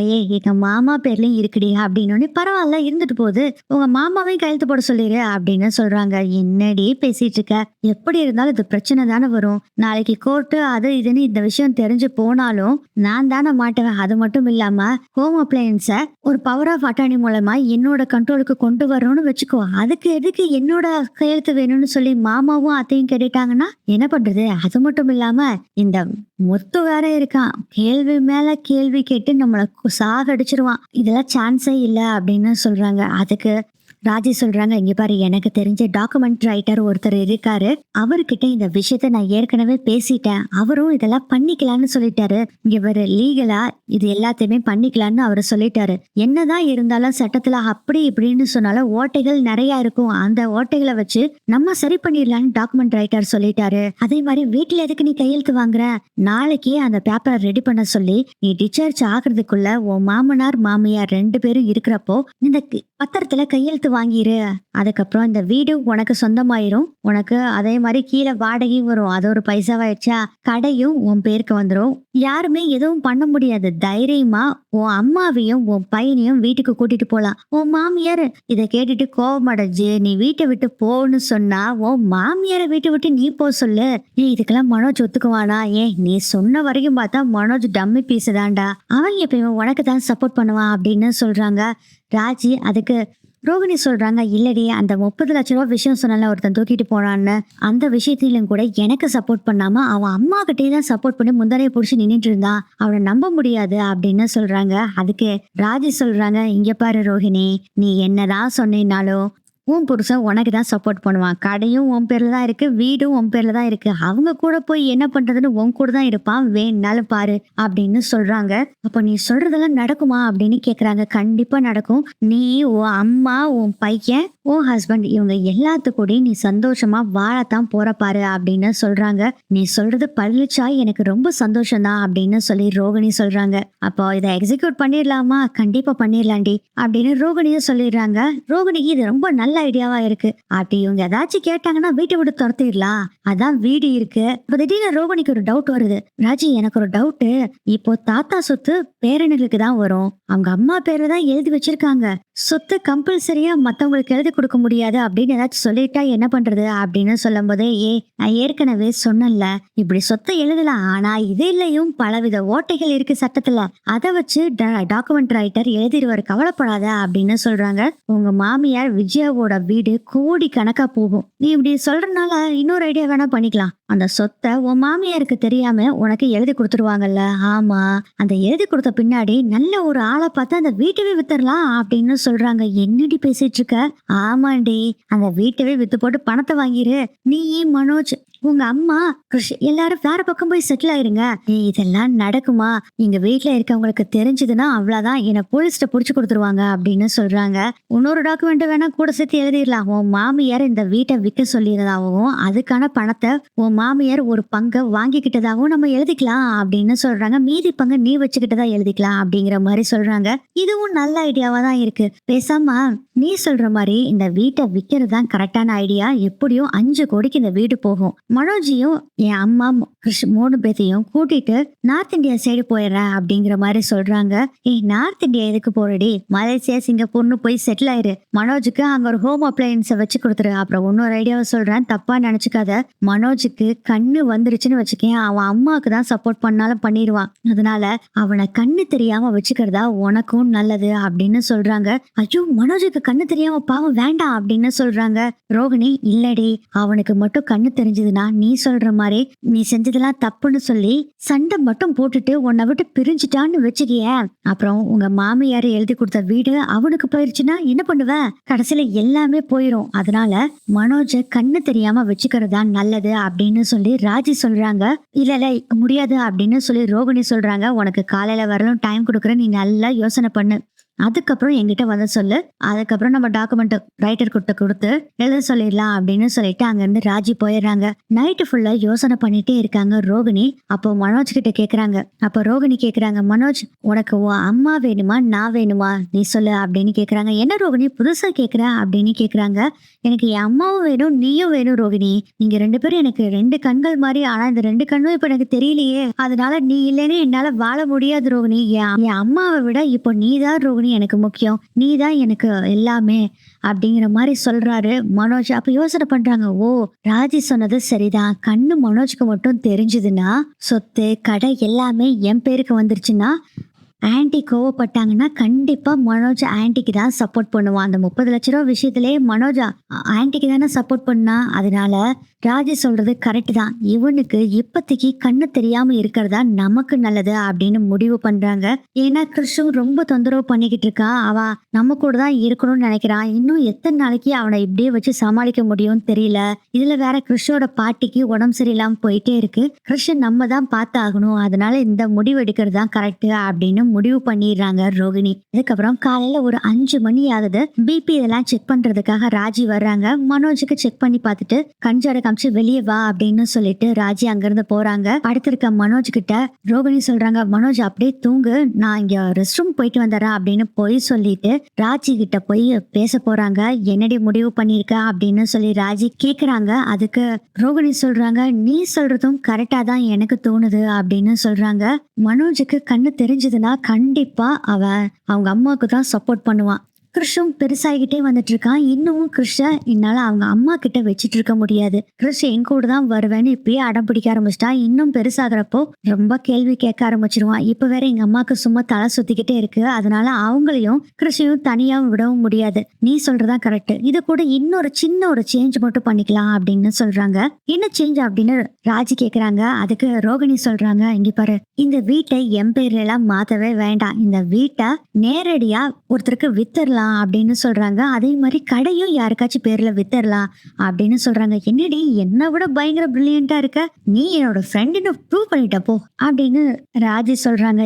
இதெல்லாம் அப்புறம் பேசிக்கலாம். முக்கியமான விஷயம், நீ என்ன பண்றேன்னா உனக்கு யாராச்சும் தெரிஞ்சவங்க இருந்தாங்கன்னா வீடு வாங்குறதுக்கு சொல்லு. அதுவும் நம்ம இந்தியாக்குள்ள இந்த வீட்டை விற்கவே வேண்டாம். அப்ராட்ல இருக்கக்கூடிய என்ஆர்ஐ இருப்பாங்கல்ல, அவங்களுக்கு இந்த வீட்டை விற்கணும். நான் வீட்டை எல்லாத்தையும் போட்டோ எடுத்துட்டு வர்றேன். உனக்கு என்ஆர்ஐ யாராச்சும் தெரிஞ்சா சொல்லு, அவங்களுக்கு இந்த வீட்டை வித்தரலாம். அப்பனா தான் இங்க வந்து வீட்டை யாருமே பார்க்க மாட்டாங்க. நான் வித்த உடனே மனோஜையும் கூட்டிக்கிட்டு அம்மா கிருஷ் எல்லாத்தையும் கூட்டிட்டு நான் வேற எங்கேயாச்சும் போயிடுறேன் அப்படின்னு சொல்றாங்க. எங்கடி போவ அப்படின்னு கேக்குறாங்க. எனக்கும் அதை தாண்டி புரியல, எங்க போறதுன்னு தெரியல அப்படின்னு சொல்லும் போது, நீ பேசாம மலேசியா அல்லது சிங்கப்பூர் கிளம்பிடுறேன் அப்படின்னு சொல்றாங்க. என்னடி சொல்ற, அங்க போய் என்னால சர்வே பண்ண முடியுமா அப்படின்னு கேக்குறாங்க. இந்த வீட்டை வித்தேன்னா 5 கோடி ரூபாய்க்கு பக்கம் வரும். பேங்க்ல போட்டு வச்சுக்கோ. உனக்கு தேவையானது தொழிலுக்கு மட்டும் எடுத்து நீ அங்க ஒரு ஹோம் அப்ளையன்ஸ் ஸ்டார்ட் பண்ணு. ஹோம் அப்ளையன்ஸ் பிசினஸ் அங்க நல்லாவே செம்மையா போகும். நான் ஏன் மலேசியா அது சிங்கப்பூர்னு உனக்கு சொல்றேன்னா, நானும் அங்கதான் வேலைக்காக ட்ரை பண்ணிட்டு இருந்தேன். இப்போ எனக்கு வேலை கிடைச்சிருச்சு. இன்னும் 1 மாசத்துல நான் சிங்கப்பூர் போக போறேன். எனக்கும் அங்க நிறைய தெரிஞ்ச ஆளுகள்லாம் இருக்காங்க. நீயும் அங்கே வந்தேன்னா உனக்கு நான் கண்டிப்பா சப்போர்ட் பண்ணுவேன் அப்படிங்கிற மாதிரி சொல்றாங்க. இதை கேட்டோடனே இதுவும் நல்லா இருக்கே அப்படின்னு யோசனை பண்றாங்க. சரி ராஜி, நான் சிங்கப்பூரே வர்றேன் அப்படின்னு சொல்லிட்டு கடையை விற்கிறதுக்கு நான் எல்லாம் ஏற்பாடு பண்ணிக்கிறேன். நீ அதை வீட்டு வாங்குறதுக்கு மட்டும் நல்ல ஒரு என்ஆர்ஐயா பாரு. சென்னைக்குள்ள இருக்கிறவங்களா இருக்கக்கூடாது. அந்த ஃபோட்டோல அந்த வீட்ட பார்த்தே வாங்குற மாரி ஆளுகளா இருக்கணும் அப்படின்னு சொல்றாங்க. ஏன் அதெல்லாம் பார்த்துக்கலாம்டி. எனக்கும் யுஎஸ்ஏல தெரிஞ்ச ஒருத்தர் இருக்காரு. அவரு பணத்த பத்தி கவலையே இல்ல. அதே மாரி அவரு இந்தியாக்குள்ள நெறைய சொத்தெல்லாம் வாங்கி போடுவாரு. அதுவும் எப்படி சொத்து வாங்குவாரு தெரியுமா? ஏதாச்சும் வில்லங்கம்லாம் இருக்கு பாரு. அது மாரி இருக்கிற சொத்துக்கள தான் அவரு வாங்குவாரு. ஆனா கொஞ்சம் விலை கம்மியா வாங்குவாரு. இப்போ 5 கோடின்னா 4 கோடிக்கு கேட்பாரு. அப்படி நெறைய இடத்த வாங்கி போடுவாரு. அவர்கிட்ட கூட கேட்கட்டுமா? அப்படின்னு சொல்றாங்க. என்னடி இது 5 கோடின்னு சொல்லிட்டு இப்ப 4 கோடின்னு சொல்ற அப்படிங்கும்போது, இருக்குடி ஐடியா. இந்த சொத்து 6 கோடிக்கு போகும்னு சொல்றேன். என் ஹஸ்பண்ட் சொன்னாருன்னா கண்டிப்பா அவரு முழுசா நம்புவாரு. என் ஹஸ்பண்ட விட்டு அது 6 கோடிக்கு போகும். உங்களுக்கு 5 கோடிக்கு வாங்கி தர்றேன்னு சொல்றேன். ஏன்னா என் ஹஸ்பண்டே ஏகப்பட்ட இடம் அவருக்கு வாங்கி கொடுத்துருக்காரு. அவர்கிட்ட சொல்லிடலாம் அப்படின்னு சொல்றாங்க. வாவ் சூப்பர் டி, நீ சொல்லிரு. என் ஆன்ட்டியோட வீட்டை வித்தரலாம் அப்படின்னு சொல்றாங்க. விடு, இன்னைக்கு காலையிலேயே என் ஹஸ்பண்ட் கிட்ட சொல்லி அவர்கிட்ட பேச சொல்லிடுறேன், ஓகேவா அப்படின்னு ராஜி சொன்னோடனே அதுக்கு ரோகிணி கேக்குறாங்க. அப்ப மனோஜுக்கு கண்ணு தெரியாம பண்ணணும், அதுவும் இப்போதைக்கு கண்ணு தெரியாம இருந்தா போதும், ஒரு வருஷம் 2 வருஷத்துக்கு அப்புறம் கண்ணு தெரிஞ்சா போதும், அத மாதிரி ஏதாச்சும் பண்ண முடியுமா அப்படின்னு கேக்குறாங்க ரோகிணி. டாக்டர் கிட்ட இந்த விஷயத்த கண்டிப்பா நம்ம சொல்ல முடியாது, சொன்னோம்னா நம்ம தான் மாட்டிக்குவோம். அதனால எனக்கு தெரிஞ்ச டாக்டர் ஒருத்தர் இருக்காரு, அவர்கிட்ட பேசி ஒரு கொஞ்ச நாளைக்கு மட்டும் கண்ணு தெரியாம இருக்கணும் மனோஜ்க்கு, அதுக்கான டிராப்ஸ் ஏதாச்சும் இருக்கா அப்படின்னு கேக்குறேன் அப்படின்னு சொல்லிட்டு அங்க இருந்து கிளம்புறாங்க. ஒரு 8:15 வர்றாங்க. மனோஜோட ரூமுக்கு வர்றாங்க ராஜி. மணி 8:15 ஆச்சு. சரி, என்னோட டியூட்டி முடிஞ்சிருச்சு, நான் கிளம்புறேன் அப்படின்னு சொல்லிட்டு, மனோஜ் சார் உங்களை நைட்டு வந்து பாக்குறேன் சரியா அப்படின்னு சொல்றாங்க. சொல்லிட்டு கொஞ்சம் வெளியே வா அப்படின்னு சொல்லி கஞ்சட காமிக்கிறாங்க. ரோகிணியும் வெளியே வர்றாங்க. அப்பதான் சொல்றாங்க, நான் டாக்டர் கிட்ட பேசிட்டேன் ரோகிணி, அவர் ஒரு மெடிசன் இருக்காம அந்த டிராப்ஸ் ஊத்துற வரைக்கும் மனோஜுக்கு கண்ணு தெரியாது. ஆனா அந்த டிராப்ஸ் ஊத்துனது நிறுத்தினோடனே மனோஜுக்கு கண்ணு தெரிய ஆரம்பிச்சிடும். எத்தனை வருஷம் ஊத்துறியோ அத்தனை வருஷம் கண்ணு தெரியாது, ஆனா நிறுத்தின உடனே கண்ணு தெரியும். ஆனா இந்த டிராப்ஸ் ஊத்துறப்போ சுத்தமா கண்ணு தெரியாம போகாது, இருட்டா இருக்கிற மாதிரி இருக்காது, ஆனா ஏதோ ஒரு நிழல் ஆடுற மாதிரி தெரியும், லைட்டா தெரியும், ஆனா முகம் எதுவுமே தெரியாது, அது மாதிரிதான் இருக்கும், பரவாயில்லையா அப்படின்னு கேக்குறாங்க. ஓகே, இதே பரவாயில்ல அப்படின்னு ரோகிணி சொல்லிடுறாங்க. நான் இப்போ 2 வருஷத்துக்கு அந்த மெடிசன் ஊத்திட்டு இருக்கேன்னா அந்த மெடிசனை நிறுத்தணும்னே கண்ணு தெரியும்ல. தெரியும் ரோகிணி. ஓகே, அந்த டிராப்ஸ் எப்படி கிடைக்கும்? இங்க பாரு, அந்த டிராப்ஸ் நான் வாங்கிட்டு வந்து நைட்டு தர்றேன், நீ இப்ப இருந்தே ஊத்த ஆரம்பிச்சிட்டு, அந்த டிராப்ஸ் ஊத்துறது டாக்டருக்கோ யாருக்கும் தெரியக்கூடாது, நீ உன்னோட பேக்ல தனியா வச்சுக்கோ. மனோஜுக்கு டிராப்ஸ் ஊத்த சொல்லியிருப்பாங்கல்ல, அந்த டிராப்ஸ் ஊத்துனோடனே நான் உனக்கு கொடுக்க போற டிராப்ஸை நீ ஊத்திரு அப்படின்னு சொல்றாங்க. ஒவ்வொரு சொட்டு தான் ஊத்தணுங்கிற மாதிரியும் சொல்றாங்க. அதெல்லாம் ஓகேடி. இப்ப எனக்கு டவுட் என்னன்னா, கட்டு போட்டிருக்காங்க, எப்படி நான் டிராப்ஸ் ஊத்த முடியும்? நீங்க ட்ரெஸ்ஸிங் பண்ணிட்டு டிராப்ஸ் ஊத்திட்டு கட்டு போட்டுருவீங்க, நான் என்ன பண்றது அப்படின்னு சொன்னோன்னே, இன்னைக்கு மத்தியானமே கட்ட அவுத்துருவாங்க, ஆனா மனோஜுக்கு கண்ணு மங்களா தான் தெரியும். நான் நைட்டு கொடுக்குற டிராப்ஸை இப்ப இருந்தே ஊத்த ஆரம்பிச்சிட்டேன்னு வச்சுக்கோ, இப்போ பிளரா தெரியுதுல்ல, அதை விட மோசமா மனோஜுக்கு தெரிய ஆரம்பிக்கும் அப்படின்னு சொல்றாங்க. ரொம்ப தேங்க்ஸ் டே அப்படின்னு சொல்றாங்க. நான் உன்னோட பெஸ்ட் ஃப்ரெண்டு டி, இதெல்லாம் எதுக்கு எனக்கு தேங்க்ஸ் சொல்ற, அதெல்லாம் ஒண்ணும் வேண்டாம் அப்படின்னு சொல்லிடுறாங்க ராஜி. அதுக்கப்புறம் ராஜி அங்கிருந்து கிளம்பி போயிடுறாங்க. அதே மாதிரி டாக்டர் வர்றாங்க, கட்ட அவுத்துறாங்க. மனோஜ், உங்களுக்கு இப்ப கண்ணு மங்களாதான் தெரியும், கொஞ்சம் கொஞ்சமா நல்லா தெரிய ஆரம்பிச்சிடும், அதுக்காக தான் டிராப்ஸ் ஊத்தணும் அப்படின்னு சொல்றாங்க. சரிங்க டாக்டர் அப்படின்னு சொல்லிட்டு மனோஜும் அப்படியே முழிச்சு பாக்குறாங்க. எல்லாமே பிளரா தெரியுது. என்ன டாக்டர் ரொம்ப பிளரா இருக்கு, யாரோட முகமே தெரியல, ஏதோ ஒரு உருவம் அசைற மாதிரி மட்டும் தெரியுது, அது என்ன உருவம் கூட கெஸ் பண்ண முடியலையே அப்படின்னு சொன்னோன்னே, அப்பாடா அப்படின்னு ரோகிணி நினைச்சிட்டு இருக்காங்க. இன்னும் ரோகிணி, எனக்கு இப்படி தெரியுது அப்படின்னு சொல்றாங்க. அப்போ விஜயாவும் வர்றாங்கம்மா, எனக்கு என்னம்மா கண்ணு இப்படியே போயிருமா அப்படின்னு கேக்குறாரு மனோஜ். இல்லடா உனக்கு சரியாயிரும் டாக்டர் சொல்றாங்கல்ல அப்படின்னு சொல்லும் போதே அண்ணாமலை சொல்றாரு, அதுதான் சொல்லிட்டாங்கல்ல டாக்டரு, அதெல்லாம் சரியாயிருண்டா விடு, கொஞ்சம் கொஞ்சமா கண்ணு தெரிய ஆரம்பிச்சிரும் அப்படின்னு சொல்றாரு அண்ணாமலை. என்ன ரோகிணி இப்படி தெரியுது அப்படின்னு ஃபீல் பண்ண ஆரம்பிச்சாரு மனோஜ். மனோஜ், உன்னோட கண்ணா நான் இருப்பேன் மனோஜ், உன்னை நான் பத்திரமா பாத்துக்குவேன் அப்படின்னு ரோகிணி சொல்றாங்க. இதை பார்த்துட்டு விஜயாக்கு ரொம்ப சந்தோஷம். அதுக்கப்புறம் அந்த டிராப்ஸ் நைட்டு வாங்கிட்டு வந்து கொடுக்குறாங்க நர்ஸ் ரோகிணி கிட்ட. அந்த டிராப்ஸையும் சேர்த்து ஊத்த ஆரம்பிச்சிடுறாங்க ரோகிணி. அதனால என்ன ஆகுதுன்னா, ரொம்பவும் பிளர்ரா தெரியுது, உருவம் அப்படியே லைட்டா அசைற மாதிரி தான் தெரியுது, அவ்வளவு மங்களா இருக்கு. மனோஜுக்கு எதுவுமே ஒரு கெஸ்ஸே பண்ண முடியல, அவ்வளவு மோசமாயிட்டு இருக்கு மனோஜுக்கு கண்ணு. இவங்க சொன்ன மாதிரியே டாக்குமெண்ட் எல்லாத்தையுமே எழுதி கொண்டு வந்துடுறாங்க ராஜி. அதையும் ரோகிணி கிட்ட கொடுத்துட்றாங்க. அதை வாங்கி ஃபைல உள்ளுக்குள்ள வச்சுக்கிறாங்க. எப்படி இத மனோஜ் கிட்ட சொல்றது அப்படின்னு யோசனை பண்றாங்க. அடுத்த நாள் காலையில ஆகுது. எப்பயும் போல எல்லாரும் வந்து பார்த்துட்டு அவங்கவுங்க வேலைக்கு போயிடுறாங்க. அப்போ அண்ணாமலையும் விஜயா மட்டும்தான் ரோகிணி கூட ஹாஸ்பிட்டல்ல இருக்காங்க. இதுதான் நல்ல சமயம் அப்படின்னு சொல்லிட்டு, ஆன்ட்டி எனக்கு ஒரு ஹெல்ப் ஆன்ட்டி அப்படின்னு சொல்றாங்க. என்னம்மா சொல்லு. இல்ல மனோஜ்னால எதுவுமே இப்போ செய்ய முடியாது. கண்ணு மங்களா இருக்கனால இப்போதைக்கு மனோஜ் கிட்ட இருந்து பவர் ஆஃப் அட்டார்னி வாங்க போறேன். ஏன்னா நான் சைன் போடுற அத்தாரிட்டி நான் வந்தா தான் நான் எல்லாத்துலயும் சைன் போட்டு படிச்சு பார்த்து சைன் பண்ண முடியும். அது மட்டும் இல்ல ஆன்ட்டி, நான் மட்டும் சைன் போடுறதா இல்ல, நீங்களும் மாமாவும் சைன் போடுற மாதிரி இருக்கும். நம்ம 3 பேரும் சைன் போட்டாதான் கடையில எதுவுமே செய்ய முடியும் அப்படிங்கிற மாதிரி பண்ணிக்கலாம் ஆன்ட்டி அப்படின்னு சொல்றாங்க ரோகிணி. ஏன்னா அண்ணாமலை பேர்லயும் கடை இருக்கு. பொறுப்பு எல்லாமே இப்போ பணம் கொடுக்குற வரலும் அண்ணாமலை தானே பாக்குறேன்னு சொல்லியிருக்காரு. அதனால அந்த அண்ணாமலை கிட்ட இருக்க பொறுப்பையும் இவங்க மாத்திக்கணும் இவங்க பேர்ல. அதனாலதான் இப்படி சொல்றாங்க. என்னம்மா நீ மட்டும் சைன் போட்டா போதாதா அப்படின்னு சொல்றாங்க. இல்ல ஆன்ட்டி வேண்டாம், நம்ம 3 பேருமே சைன் போடுற அத்தாரிட்டியா இருந்துக்கலாம். அதுக்கு நான் டாக்குமெண்ட் எல்லாம் வாங்கிட்டு வந்துட்டேன். மனோஜ் நீங்க கையெழுத்து போட்டுறீங்களா அப்படின்னு சொல்றாங்க. சரி ரோகிணி கையெழுத்து போடுறேன் அப்படின்னு சொல்லிட்டு கையெழுத்து போடுறாங்க மனோஜ். அதுக்கப்புறம் வெறும் பத்திரத்துல விஜயா கிட்டையும் அண்ணாமலை கிட்டையும் கையெழுத்து வாங்குறாங்க ரோகிணி. என்னம்மா வெறும் பத்திரமா இருக்கு அப்படின்னு அண்ணாமலை கேக்குறாரு. ஆமா அங்கிள், நம்ம சைன் போட்டு நம்ம கொடுத்துட்டோம்னா டாக்குமெண்ட் ரைட்டர் வந்து அதெல்லாம் எழுதிக்குவாரு அங்கிளா. நான் அர்ஜென்ட்னு சொல்லி கொண்டு வர சொல்லிட்டேன். அவரும் நேத்து தான் சொன்னனால எழுத முடியலன்னு சொல்லிட்டாரு. இப்ப எழுத சொல்லிடுவா அங்கிள் அப்படின்னு சொல்லும் போது யோசனை பண்றாரு அண்ணாமலை கையெழுத்து போடுறதுக்கு.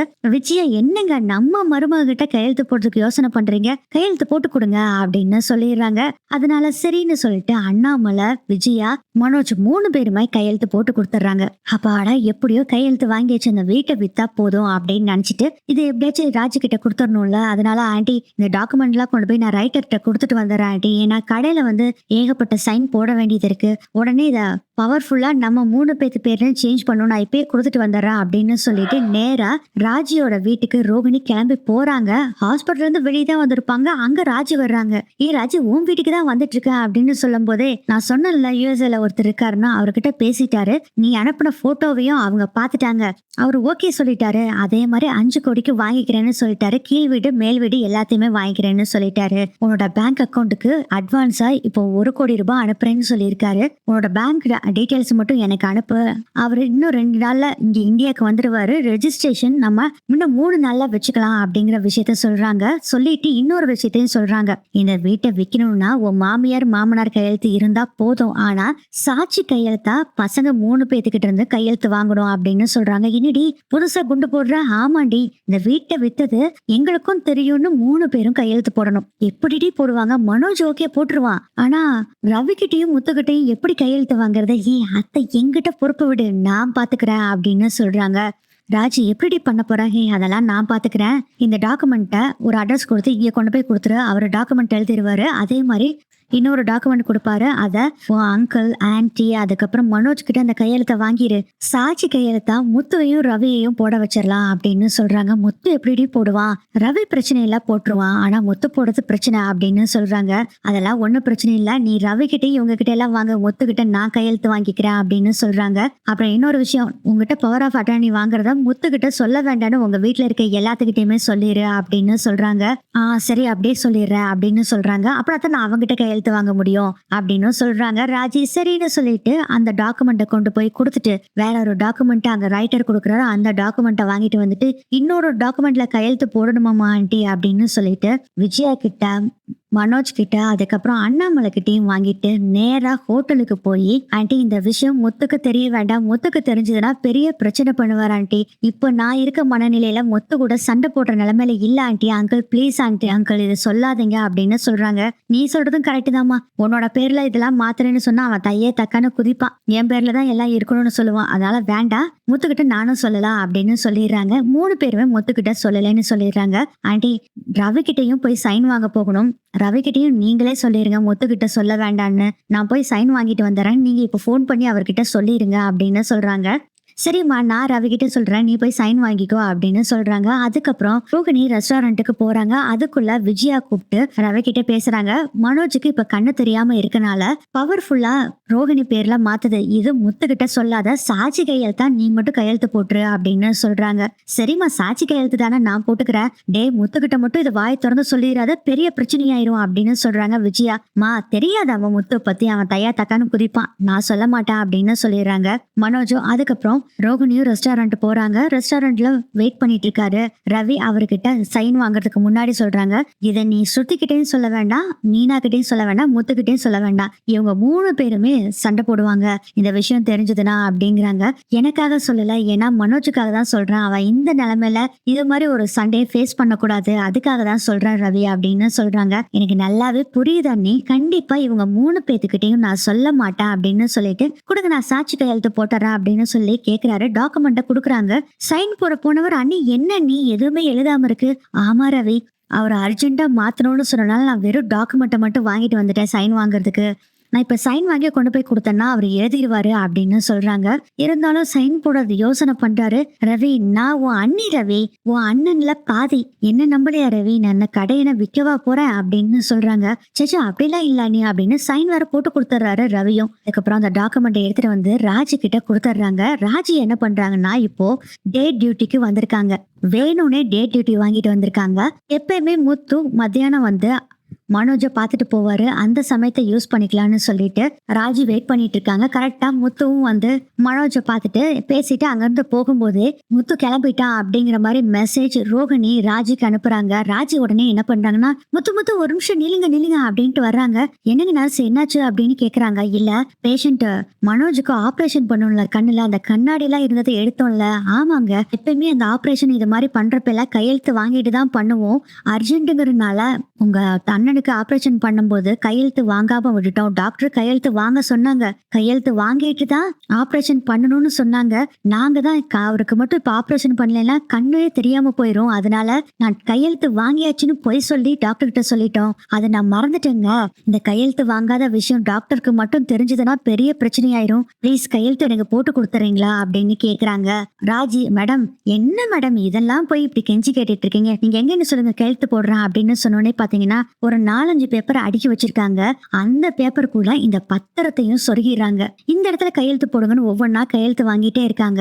இவரும் கையெழுத்து போட்டு கொடுத்துட்டு அந்த டாக்குமெண்ட்லயே கையெழுத்து போட்டு கொடுத்துட்டு, இவங்க என்ன பண்றாங்கன்னா ஒரு கட்டு மாதிரி பேப்பரை கொண்டு வந்து ஒவ்வொரு பேஜா திருப்பி கையெழுத்து வாங்கல, லைட்டா மட்டும் கையெழுத்து போடுற இடத்த மட்டும் காமிச்சு சைன் போட சொல்றாங்க. அந்த எண்ட்ல பேஜ் இருக்கும்ல, அதை மட்டும் லைட்டா தூக்கி கையெழுத்து போட சொல்றாங்க. அந்த கையெழுத்து போடுற இடம் மட்டும் தெரியறனால டாக்குமெண்ட் முத்துக்கு தெரியாம அவர் பாடல கையெழுத்து போட்டு கொடுத்துறாரு. இப்போ அண்ணாமலை கிட்டையும் கையெழுத்து வாங்கியாச்சு, விஜயா கிட்டையும் கையெழுத்து வாங்கியாச்சு. சாட்சி கையெழுத்து அவங்க பசங்களோட கையெழுத்து வேணும்ல. ரவி, மனோஜ், முத்து 3 பேத்துக்கிட்டே இப்ப கையெழுத்து வாங்கியாச்சு. ரோகிணிக்கு கால் பண்றாங்க. ராஜி, சொல்லுடி என்னாச்சு அப்படின்னு கேக்குறாங்க. முத்துக்கிட்ட கையெழுத்து வாங்கியாச்சு, இந்த டாக்குமெண்ட்டை நேரா கொண்டு போய் ரைட்டர் கொடுத்துட்றேன், நீ ரெடி ஆயிரு, நாளைக்கு நம்ம ரெஜிஸ்ட்ரேஷன் வச்சுக்கலாம் அப்படின்னு சொல்றாங்க. சரிடி அப்படின்னு சொல்லும் போது, இன்னொரு விஷயம் பேசணும், நீ கேண்டீனுக்கு வந்து சரி அப்படின்னு சொல்லிட்டு போனை கட் பண்ணிடுறாங்க. ராஜி அதுக்கப்புறம், ஆண்டி நான் கொஞ்சம் தலை வலிக்கிற மாதிரி இருக்கு ஆண்டி, நான் கேண்டீன் போயிட்டு காஃபி குடிச்சிட்டு வந்துடுறேன் அப்படின்னு சொல்றாங்க. ரோகிணி, சரிம்மா போயிட்டு வா அப்படின்னு விஜயாவும் சொல்றாங்க. கேண்டீனுக்கு வந்தோடனே ராஜி சொல்றாங்க, நாளைக்கு ரெஜிஸ்ட்ரேஷன் வச்சுட்டோம்னா இந்த கடையும் சரி ஓ மாமியாரோட வீடு இது ரெண்டையுமே அன்னைக்கு நம்ம வித்துடலாம். நீ கடைக்கு இன்னும் நாளே பாக்கலடி, நீ எல்லாம் ஒண்ணு பார்க்க வேண்டாம், நானே பாத்துட்டேன். என்னடி சொல்ற? ஆமா ரோகிணி, உன் மாமியார் வீட்டை வாங்குறாருல அந்த ஃபாரின்காரு, ஆமா அவரு இந்த கடையையும் வாங்கிக்கிறேன்னு சொல்லிட்டாரு அப்படின்னு ரொம்ப சந்தோஷம் அப்படின்னு சொல்றாங்க. இந்த கடையை 1 கோடி ரூபாய்க்கு வாங்கிக்கிறேன்னு சொல்றாரு.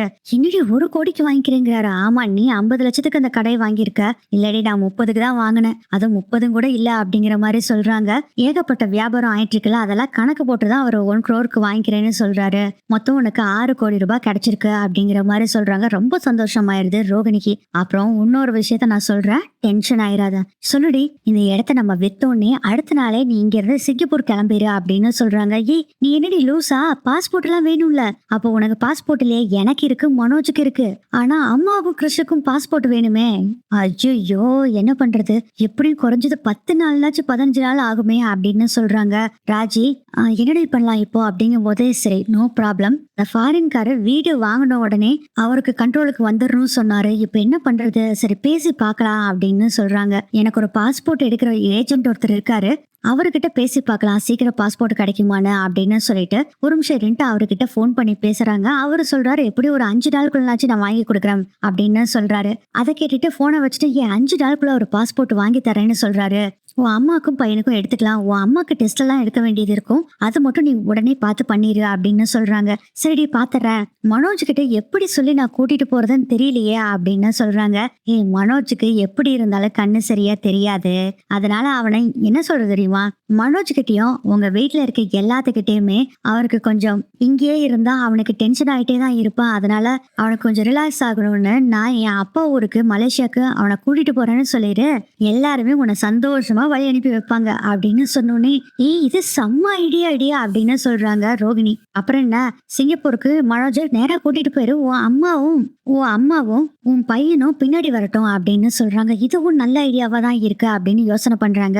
சரிடி அப்படியே செஞ்சிடறேன் அப்படின்னு சொல்றாங்க. பாஸ்போர்ட் 5 நாள்ல கிடைச்சிட்டாலும் விசா அது இதுன்னு இருக்குல்ல, அதெல்லாம் கிடைக்கிறதுக்கு லேட் ஆகும், அதனால நீ முதல்ல கிளம்பு, உன் அம்மாவையும் உன் பையனையும் உங்ககிட்ட கொண்டு வந்து சேர்த்துறது ஏன் பொறுப்பு அப்படின்னு சொல்லிடுறாங்க ராஜி. வீடெல்லாம் பிடிக்கணுமே அப்படின்னு சொல்லும் போது என் ஃப்ரெண்ட்ஸ் தான் ஏற்கனவே அங்க ஏகப்பட்ட பேர் இருக்காங்க, நானும் 1 மாசத்துல அங்கதான் வரப்போறேன், எனக்காக அங்க வீடு பிடிக்க சொல்லியிருக்கேன், அது கூட சேர்த்து உனக்கும் பார்க்க சொல்றேன், அவங்க கண்டிப்பா பாத்துருவாங்க, நீ ஊருக்கு போறப்ப எல்லாமே ரெடியா இருக்கும் ஓகேவா அப்படின்னு சொல்றாங்க. ரோகிணி அப்படியே கண் கலங்குறாங்க. இந்த உதவியை என்னைக்குமே நான் மறக்கவே மாட்டேன், ரொம்ப தேங்க்ஸ் ராஜி அப்படின்னு சொல்றாங்க. அப்படியே எனக்கு ஒரு கொஞ்சம் ஹெல்ப் வேணும் அப்படிங்கிற மாதிரி கேக்குறாங்க. ராஜி என்னடி ஹெல்ப், எனக்கு ஒரு 50 lakhs அதுவும் கடனா தர முடியுமா அப்படின்னு கேக்குறாங்க ராஜி. நீ என்னோட பெஸ்ட் ஃப்ரெண்டி, கடனாலாம் நான் தர முடியாது, உனக்கு 50 lakhs பணமே தர்றேன், உனக்கு எப்போ உன்னால முடியுதோ அப்பதான் அப்படின்னு சொல்றாங்க. ரோகிணி ரொம்ப தேங்க்ஸ் டி அப்படின்னு சொல்லி ராஜி சொல்றாங்க. அப்புறம் ராஜி கிளம்பிடுறாங்க. நாளைக்கு பத்திரம் பதியறதுக்கு வந்து சேருன்னு சொல்லிட்டு கிளம்பிடுறாங்க. இந்த விஷயத்த ஃபுல்லா ரோகிணி வித்யா கிட்ட சொல்றாங்க. வித்யாக்கு தூக்கி வாரி போடுது.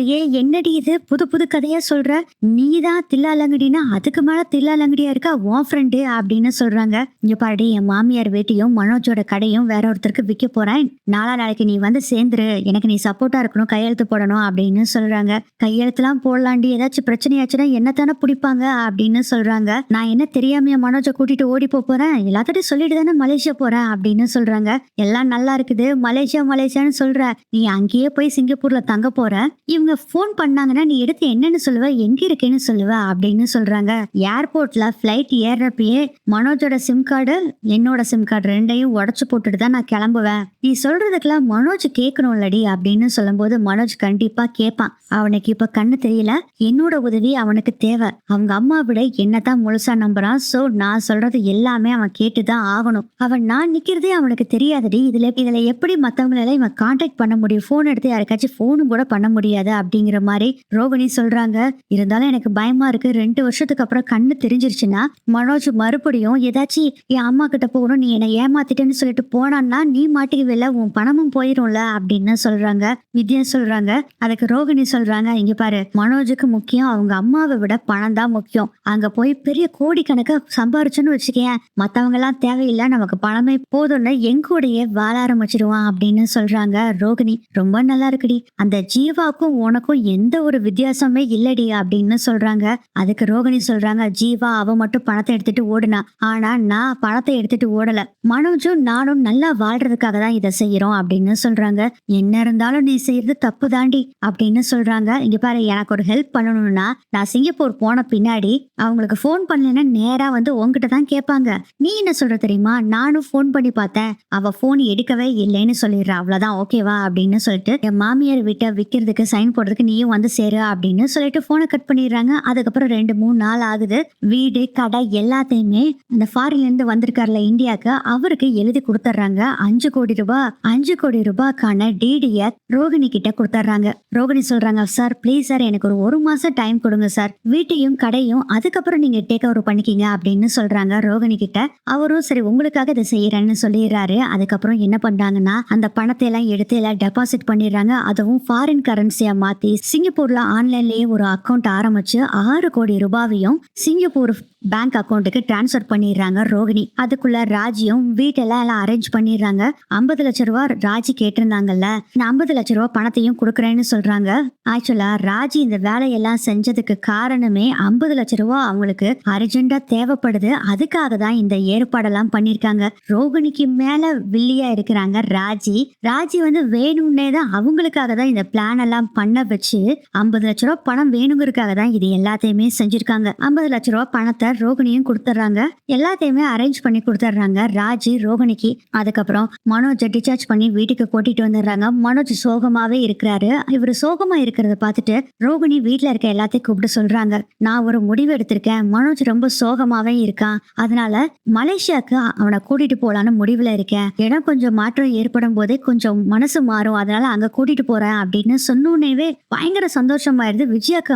கூட்டிட்டு போமா, ஆமா நல்லதான் அப்படின்னு சொல்றாங்க. எல்லாருமே ஆமா கரெக்ட் தான் கூட்டிட்டு போ அப்படின்னு சொல்றாங்க. ஆனா விஜயாக்கு மட்டும் பயங்கர சந்தோஷம். சொத்து ஃபுல்லா எப்படி நமக்கு சீக்கிரம் வந்துரும் அப்படின்னு நினைச்சு சந்தோஷப்பட்டுட்டு இருக்காங்க. அதுக்கப்புறம் ரோகிணிக்கும் மனோஜுக்கும் டிக்கெட் புக் பண்ணி அங்க இருந்து கிளம்புறாங்க. பிளைட்ல ரோகிணியும் மனோஜையும் கொண்டு போய் விடுறதுக்காக ஏர்போர்ட்டுக்கு வீட்டுல இருக்க எல்லாருமே போறாங்க.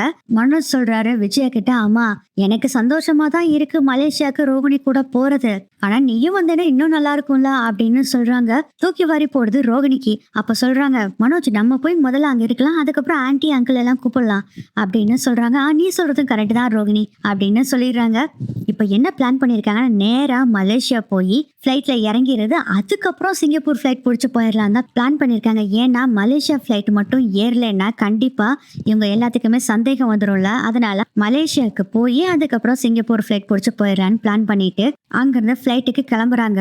வித்யாவும் வந்திருக்காங்க. வித்யா கிட்ட சிங்கப்பூர்ல இருக்கக்கூடிய நம்பரை மட்டும் வித்யாவுக்கு கொடுத்துட்றாங்க. அப்பப்போ என்னை ரீச் பண்ணிக்கோன்னு வித்யா கிட்ட தனியா கூப்பிட்டு சொல்லிடுறாங்க. அதுக்கப்புறம் எல்லாத்துக்கிட்ட இருந்தும் டாட்டா சொல்லிட்டு மலேசியா பிளைட்டுக்கு போர்டிங்காக போறாங்க. அப்பவே என்ன பண்றாங்கன்னா, இவங்க எல்லாத்துக்கும் டாட்டா காமிச்சிட்டு இவங்க யாருக்குமே தெரியாம மனோஜோட சிம் கார்டு ரோகிணியோட சிம் கார்டு ரெண்டையும் எடுத்து இங்கேயே உடைச்சு ஏர்போர்ட்ல இருக்கிற டஸ்ட்பின்லயே போட்டுட்டு அங்கிருந்து கிளம்பி போயிடுறாங்க. அதுக்கப்புறம் என்ன, பிளைட் ஏறி நேரா மலேசியாவுக்கு போறாங்க. சிங்கப்பூர் பிளைட் ஏறதுக்காக வெயிட் பண்ணிட்டு இருக்காங்க. அப்ப கேக்குறாரு என் மனோஜ், என்ன ரோகிணி இது சிங்கப்பூர் பிளைட்னு சொல்றாங்க, நம்ம தான் மலேசியா வந்துட்டோமே, அவங்க அப்பா வீட்டுக்கு போலாம்ல அப்படின்னு சொல்லும் போதே மனோஜ், என் சித்தி அர்ஜென்டா சிங்கப்பூருக்கு வர சொல்லிட்டாங்க, என்னன்னு தெரியல, நம்ம அங்க போலாம் அப்படின்னு சொல்றாங்க. அப்படியா, சரி சரி ஓகே அப்படின்னு சொல்லிடுறாரு. அதுக்கப்புறம் நேரா சிங்கப்பூர் போறாங்க. சிங்கப்பூர்ல ராஜி ஏற்பாடு பண்ணி வச்சிருக்க வீட்டுல போய் செட்டில் ஆயிடுறாங்க. மனோஜ் கேக்குறாரு, அம்மா அப்பாக்கு போன் பண்ணி சொல்லணும், போன் பண்ணி கொடு அப்படின்னு சொல்லும் போதுதான் ரோகிணி சொல்றாங்க, இனிமேல் உன் அம்மா அப்பா யாருக்கிட்டையும் நீ பேச முடியாது. என்ன ரோகிணி சொல்ற, உன்னோட அம்மா அப்பா எல்லாத்தையும் விட்டுட்டு நம்ம இங்க வந்துட்டோம், யாருக்கு தெரியாம தான் நம்ம இனி இங்க வாழ போறோம், இங்க கோடி கோடியா சம்பாதிக்க போறோம் அப்படின்னு சொல்றாங்க. அப்ப அங்கிருந்த ஹோம் அப்ளையன்ஸ் அதெல்லாம் வித்தாச்சு மனோஜ். என்ன ரோகிணி இதெல்லாம் என்கிட்ட சொல்லவே இல்ல, எல்லாமே உன்னோட நல்லதுக்கு தான் மனோஜ், உன் அம்மா உன் மேல பாசமா இருந்தாங்க தானே நினைச்சிட்டு இருந்தேன். ஆமா, என் அம்மா எப்பவுமே என் மேலதான் பாசமா இருப்பாங்க, அதெல்லாம் முதல்ல மனோஜ் உனக்கு எப்ப கண்ணு தெரியாம போச்சோ அப்பவே உன் அம்மாவுக்கு உன்னை பிடிக்காம போயிடுச்சு, நீ சம்பாரிச்சு கொடுக்க மாட்ட அது அப்படின்னு அவங்க புரிஞ்சுக்கிட்டாங்க. அதனால உன் மேல இருந்த பாசம் எல்லாமே போயிருச்சு. அந்த ரவி மேலதான் அவங்களுக்கு பாசம் ஆயிடுச்சு. ஏன்னா ரவியோட ஒய்ஃப் பெரிய பணக்காரி இல்ல, அதனால அவளுக்கு சப்போர்ட் பண்ணி பேசிட்டு இருந்தாங்க. இவனுக்கு இனிமேல் கண்ணு தெரியாது, இவனை நீ பார்த்த ஒன்னும் யூஸ் இல்ல, பேசாம இவனை எங்கேயாச்சும் அனுப்பிச்சு விட்டுறலாம் அப்படின்லாம் பேசிக்கிட்டு இருந்தாங்க. முத்துவும் அப்படிதான் சொல்லிட்டு இருந்தான் மனோஜ். இவங்க எல்லாரும் சேர்ந்து என்ன பிளான் பண்ணிட்டு இருந்தாங்க தெரியுமா மனோஜ், இந்த கடையோட பொறுப்பு பூரா ரவிக்கும் முத்துக்கு உங்க அப்பாவுக்கு மாத்திட்டு நம்ம ரெண்டு பேத்தையும் வீட்லயே உட்கார வச்சிடலான்னு பிளான் பண்ணிட்டு இருந்தாங்க. இது எல்லாத்தையுமே செஞ்சது உன் அம்மா தான். அதுவும் இல்லாம உன் அம்மா அந்த கடையோட ஒன் ஆஃப் த பார்ட்னரா வேற மாறணும்னு சொல்லிக்கிட்டு இருந்தாங்க. முதலாளியா கடையில போய் உட்காருது உன் அம்மா தான்னு சொன்னாங்க. ஆனா உங்ககிட்ட பாசம் இருக்கிற மாதிரி நடிச்சிட்டு இருந்தாங்கடா, ஆனா உங்ககிட்ட பாசம் இல்ல, இந்த கடையை புடுங்கணுன்னே உன்னை துரத்து விட்டுருப்பாங்க. இதெல்லாம் நான் பேசிட்டு இருந்ததை கேட்டுட்டு தான் அவங்கள யாருக்குமே தெரியாம உன்னை இங்க நான் கூட்டிட்டு வந்துட்டேன். அது மட்டும் இல்லாம ஏன் நான் சிங்கப்பூரை செலக்ட் பண்ண தெரியுமா, நர்ஸ் ராஜுக்கு தெரிஞ்சு டாக்டர் ஒருத்தவங்க இருக்காங்களாமா, உனக்கு எப்படியும் 2 வருஷத்துல கண்ணு தெரிய வச்சிருவேன்னு சொல்லி இந்த டாக்டர் சொல்லியிருக்காரு. நானும் அப்புறம் வீடியோ கால்ல பேசினேன், உன்னோட ரிப்போர்ட்லாம் வேற அனுப்பி வச்சிருக்கேன், அந்த ரிப்போர்ட்லாம் பார்த்துட்டு 2 வருஷத்துல உனக்கு கண்ணு தெரிய வச்சிருவேன்னு சொன்னாங்க. அதனாலதான் சிங்கப்பூர் போயிடலான்னு நான் வந்துட்டேன். அப்புறம் மனோஜ் உங்ககிட்ட சொல்லக்கூடாதுன்னு நினைச்சேன், சொல்றேன், இப்படி நம்மளை ஏமாத்தணும்னு நினைச்சவங்கள பழி வாங்கணும்னு உனக்கு தோணலையா மனோஜ் அப்படின்னு சொல்லும் போது, என் அம்மாவே இப்படி சொல்லுவாங்கன்னு என்னால் நம்பவே முடியல அப்படின்னு சொல்லும் போதே, மனோஜ் உனக்கு நம்பிக்கை இல்லைன்னா இந்த ஆடியோவை கேளு, இவங்க எல்லாம் பேசினதை அதுக்கு தான் பதிஞ்சு வச்சேன் அப்படின்னு சொல்லி ஆடியோவை போட்டு காமிக்கிறாங்க. ஆக்சுவலா இது ஒரு ஏஐ வாய்ஸ் ஜென்ரேட்டர் மூலமா எல்லாரும் பேசின மாதிரி இவங்க ஒரு கிரியேட் பண்ணி வச்சிருக்க ஆடியோ புரியுது. ரவி பேசுற மாதிரி, விஜயா பேசுற மாதிரி, அண்ணாமலை, முத்து, மீனா, ஸ்ருதி இவங்க எல்லாருமே பேசுற மாதிரி ஒரு ஏஐ வாய்ஸ் ஜெனரேட்டர் மூலமா வாய்ஸ உருவாக்கி இவங்க பேசுன மாதிரி போட்டு காமிக்கிறாங்க. அதை கேட்டுட்டு ரொம்ப கண் கலங்குறாரு மனோஜ். என்ன ரோகிணி இப்படி என்ன ஏமாத்திட்டாங்களே அப்படின்னு சொல்றாங்க. அதுக்கு ரோகிணி சொல்றாங்க, ஆமா மனோஜ், இப்படி ஏமாத்துவாங்க நினைச்சும் கூட பார்க்கல. நான் சொன்னா நம்ப மாட்டேன், அதனாலதான் இதை நான் ரெக்கார்ட் பண்ணி கொண்டு வந்தேன் அப்படின்னு சொல்றாங்க ரோகிணி. ஆக்சுவலா அவங்க யாருமே பேசல, இவங்களா ஏஐ மூலமா வாய்ஸை கிரியேட் பண்ணி இதை செஞ்சிருக்காங்க. இதுக்கு எல்லாத்துக்கும் ஐடியா கொடுத்ததும் ராஜி தான். சிங்கப்பூர்ல இருக்கக்கூடிய ஒரு டாப் கிரியேட்டர் மூலமா தான் இதை கிரியேட் பண்ணி கொடுத்திருக்காங்க. இந்த வீடியோ எல்லாம் கேட்டுட்டு ஒரே கவலைப்பட்டுட்டு இருக்காரு மனோஜ். மனோஜ், இப்படிப்பட்டவங்களை பழி வாங்கணும்னு உனக்கு தோணுதா? ஆமா ரோகிணி, அவங்க மூஞ்சிலேயே முழிக்க கூடாதுன்னு தான் தோணுது ரோகிணி. அவங்களை எப்படியாச்சும் பழி வாங்கணும் ரோகிணி. என் அம்மாவே எனக்கு இப்படி பண்ணுவாங்கன்னு நினைச்சு கூட பாக்கல ரோகிணி அப்படின்னு சொல்றாங்க. முத்து, எனக்கும் அப்படித்தான் இருந்தது, அதனாலதான் நான் உனக்கே தெரியாம இன்னொரு விஷயத்த செஞ்சுட்டேன் அப்படிங்கிறாங்க. என்ன ரோகிணி சொல்ற? உன் அம்மா நம்மளை ஏமாத்தணும்னு நினைச்சாங்க. உன் அம்மாவையும் உன் அண்ணன் தம்பிகளையும் அவங்க குடும்பத்தையும் நான் ஏமாத்திட்டு வரணும்னு நினைச்சேன். அதுக்கு என்ன ரோகிணி பண்ண? உன் அம்மா பேர்ல இருக்கல வீடு, அதை நான் வித்துட்டேன் அப்படின்னு சொல்றாங்க. ரோகிணி, என்ன சொல்ற? வீட்டை வித்துட்டியா அப்படிங்கிறாங்க. அப்போ எப்படி இருந்தாலும் பிரச்சனையை நம்ம மாட்டிக்குவோமே ரோகிணி அப்படின்னு சொல்றாரு மனோஜ். இல்ல மனோஜ், மாட்ட மாட்டோம். இவங்க எல்லாத்தையுமே கையெழுத்து போடுற மாதிரி வச்சு எல்லாமே லீகலா பண்ணி இந்த வீட்டை நான் வித்துட்டு தான் பணத்தை எடுத்துட்டு வந்திருக்கேன். நம்மளை ஏமாத்தணும்னு நினைச்சவங்களுக்கு தண்டனை இதுதான் அப்படின்னு ரோகிணி சொல்றாங்க. அப்ப யோசனை பண்றாரு, ஆமா ரோகிணி, நம்மளை ஏமாத்திட்டு நம்ம கடையில புடிங்கிட்டு நம்மள அன்னக்காவடி ஆக்கணும்னு நினைச்ச அவங்களுக்கு இதை பண்ணது தப்பே இல்லை ரோகிணி. இனிமேல் அவங்க முகத்திலே நான் முழிக்க மாட்டேன் அப்படின்னு சொல்றாரு மனோஜ். மனோஜ், இனி உனக்கு நான், எனக்கு நீ, சரியா? விஜயாவை காமிக்கிறாங்க. விஜயா மனோஜுக்கு ரோகிணிக்கு கால் பண்ணிட்டே இருக்காங்க, போக மாட்டேங்குது. என்ன விஜயா போன் பண்ணிட்டே இருக்க அப்படின்னு அண்ணாமலை கேக்குறாரு. இல்லைங்க, மனோஜ் ரோகிணி போனாங்க, ஒன்னும் போனே பண்ணலையே அப்படின்னு சொல்றாங்க. அப்பதான் ஒரு போன் கால் வருது. பார்த்தா ரோகிணி கால் பண்றாங்க, அன்னோன் நம்பர்ல இருந்து கால் பண்றாங்க. ஆக்சுவலா இது ஆன்லைன் கால் வருது. அதை அப்படி பாக்குறாங்க, இது என்ன புது நம்பரா இருக்கு, இத்தனை நம்பர் இருக்கு அப்படின்னு சொல்லும் போது ஸ்ருதி எங்க கொடுங்க அப்படின்னு பாக்குறாங்க. இது ஆன்லைன்ல இருந்து கால் பண்றாங்க, எடுத்து பேசுங்க அப்படின்னு சொல்றாங்க. ஆக்சுவலா இந்த ஆன்லைன் கால்னா என்னன்னா, ஆன்லைன்ல இருந்து கால் பண்ணும்போது நம்ம பேசலாம், அவங்களும் பேசலாம். ஆனா போன் கட் பண்ண பின்னாடி திருப்பி அதே நம்பருக்கு கூப்பிட்டீங்கன்னா அந்த போனுக்கு ரிங்கு போகாது, யாரும் பேசவும் முடியாது. அது ஒரு டைம் பாஸ்வேர்டு மாதிரி ஒன் டைம் போன் நம்பர். இது அந்த நம்பர்ல இருந்தா கால் பண்றாங்க ரோகிணி. ஹலோ அப்படின்னு கேக்குறாங்க விஜயா. நான் தான் ஆண்டி ரோகிணி பேசுறேன் அப்படின்னு சொல்றாங்க. என்னமாச்சு, போன் பண்ணா போனே எடுக்க மாட்டேங்குது. என்னோட போனும் மனோஜோட போன்லாம் ஒரு பேக்ல வச்சிருந்தோம் ஆண்டி, ஏர்போர்ட்ல மிஸ் பண்ணனா இல்ல மலேசியா மிஸ் பண்ணனான்னு தெரியல ஆண்டி. போன் இப்போ எங்க கிட்ட இல்ல, அதனாலதான் உங்களுக்கு ஆன்லைன்ல இருந்து கால் பண்றேன் ஆண்டி. ஆமாமா, மனோஜ் எப்படி இருக்கா, நல்லா இருக்கானா? நல்லா இருக்கா ஆண்டி, வீட்டுக்கு எல்லாம் போயிட்டோம், அவர் இப்ப தூங்கிட்டு இருக்காரு ஆண்டி. அப்புறம் உங்களுக்கு கால் பண்றேன், நான் சிம் கார்டு வாங்கின பின்னாடி உங்களுக்கு கால் பண்ணட்டுமா அப்படின்னு சொல்றாங்க. ஏமா, அங்க லேண்ட்லைன் இருக்கும்ல, அங்கிருந்து கால் பண்ணலாம்ல அப்படிங்கிறாங்க. இல்ல ஆண்டி, அதெல்லாம் வேணாம், நான் கூடிய சீக்கிரம் நான் நம்பர் வாங்கிடுவேன், அதுக்கப்புறம் உங்களுக்கு கூப்பிடுறேன், ஓகேவா அப்படின்னு சொல்லிட்டு போனை கட் பண்ணிடுறாங்க. இது எல்லாமே மனோஜுக்கு தெரியாம தான் பண்ணிட்டாங்க. இதுல நாட்கள் ஓடிக்கிட்டே இருக்கு.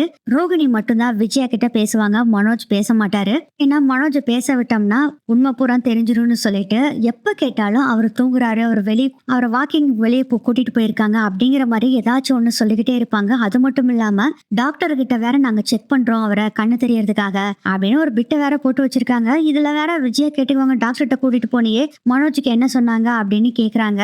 அவரை அதிகம் பேச வேண்டாம்னு சொல்லியிருக்காங்க ஆண்டி, ரெஸ்ட்ல தான் இருக்கணும், அப்படின்னா சீக்கிரம் கண்ணு தெரியும்னு சொல்லியிருக்காங்க. நாங்க எப்படியும் அவருக்கு கண்ணு தெரிஞ்சுதான் இங்க வருவோம் அப்படிங்கிற மாதிரி ரோகிணியும் சொல்றாங்க. அதையும் முழுசா நம்பிடுறாங்க விஜயா. இதுக்கிடையில ஒரு மாசம் ஆயிருது. ரோகிணியோட அம்மா பையன் ரெண்டு பேத்துக்குமே பாஸ்போர்ட் விசா ரெண்டுமே கிடைச்சிருது. ரோகிணி என்ன பண்றாங்கன்னா, மனோஜ் ரோகிணி ரெண்டு பேர் தங்கி இருக்காங்கல்ல அந்த அபார்ட்மெண்ட்லயே பக்கத்திலேயே ஒரு அபார்ட்மெண்ட் காலி ஆகுது. அந்த அபார்ட்மெண்ட்டையும் புடிச்சிடறாங்க. இப்ப என்ன பிளான் போட்டிருக்காங்கன்னா, பக்கத்து வீட்லயே இவங்க ரெண்டு பேர்த்தை தங்க வச்சுக்கிறது, தமிழ்நாட்டுல இருந்து வந்த குடும்பம் அப்படிங்கிற மாதிரி சொல்லிட்டு அப்படியே கொஞ்சம் கொஞ்சமா கிருஷியும் மனோஜ் கூட பழக்கம் பண்ணி விட்டுறலாம் அப்படிங்கிற மாதிரி பிளான் பண்ணிடுறாங்க. அதுக்கப்புறம் ராஜி தான் கிறிஸ்டையும் அவங்க பாட்டியையும் சிங்கப்பூர் கூட்டிட்டு வர்றாங்க. ரோகிணி இருக்கிற பிளாட்டுக்கு பக்கத்து பிளாட்ல இவங்க ரெண்டு பேர்த்தையும் குடி வச்சிடுறாங்க. ரொம்ப சந்தோஷமா இருக்காங்க ரோகிணி. இப்ப என்னடான்னா, ரோகிணி அங்க ஒரு ஹோம் அப்ளையன்ஸ் ஓபனும் பண்ணிட்டாங்க. அத சும்மா அமோகமா போய்கிட்டு இருக்கு. கிறிஷையும் ஸ்கூல்ல சேர்த்திட்டாங்க. கிறிஷும் கொஞ்சம் கொஞ்சமா மனோஜ் கூட பழக ஆரம்பிக்கிறாரு. ரோகிணியோட அம்மாவும் மனோஜ் நல்லா பாத்துக்கிறாங்க. மனோஜுக்கு கண்ணு தெரியணும்னு சொல்லி கோயிலுக்கெல்லாம் அங்கேயும் இங்கேயும் போயிட்டு இருக்காங்க. மனோஜுக்கு தேவையான சாப்பாடு எல்லாமே அவங்க தான் பண்ணி கொடுக்குறாங்க.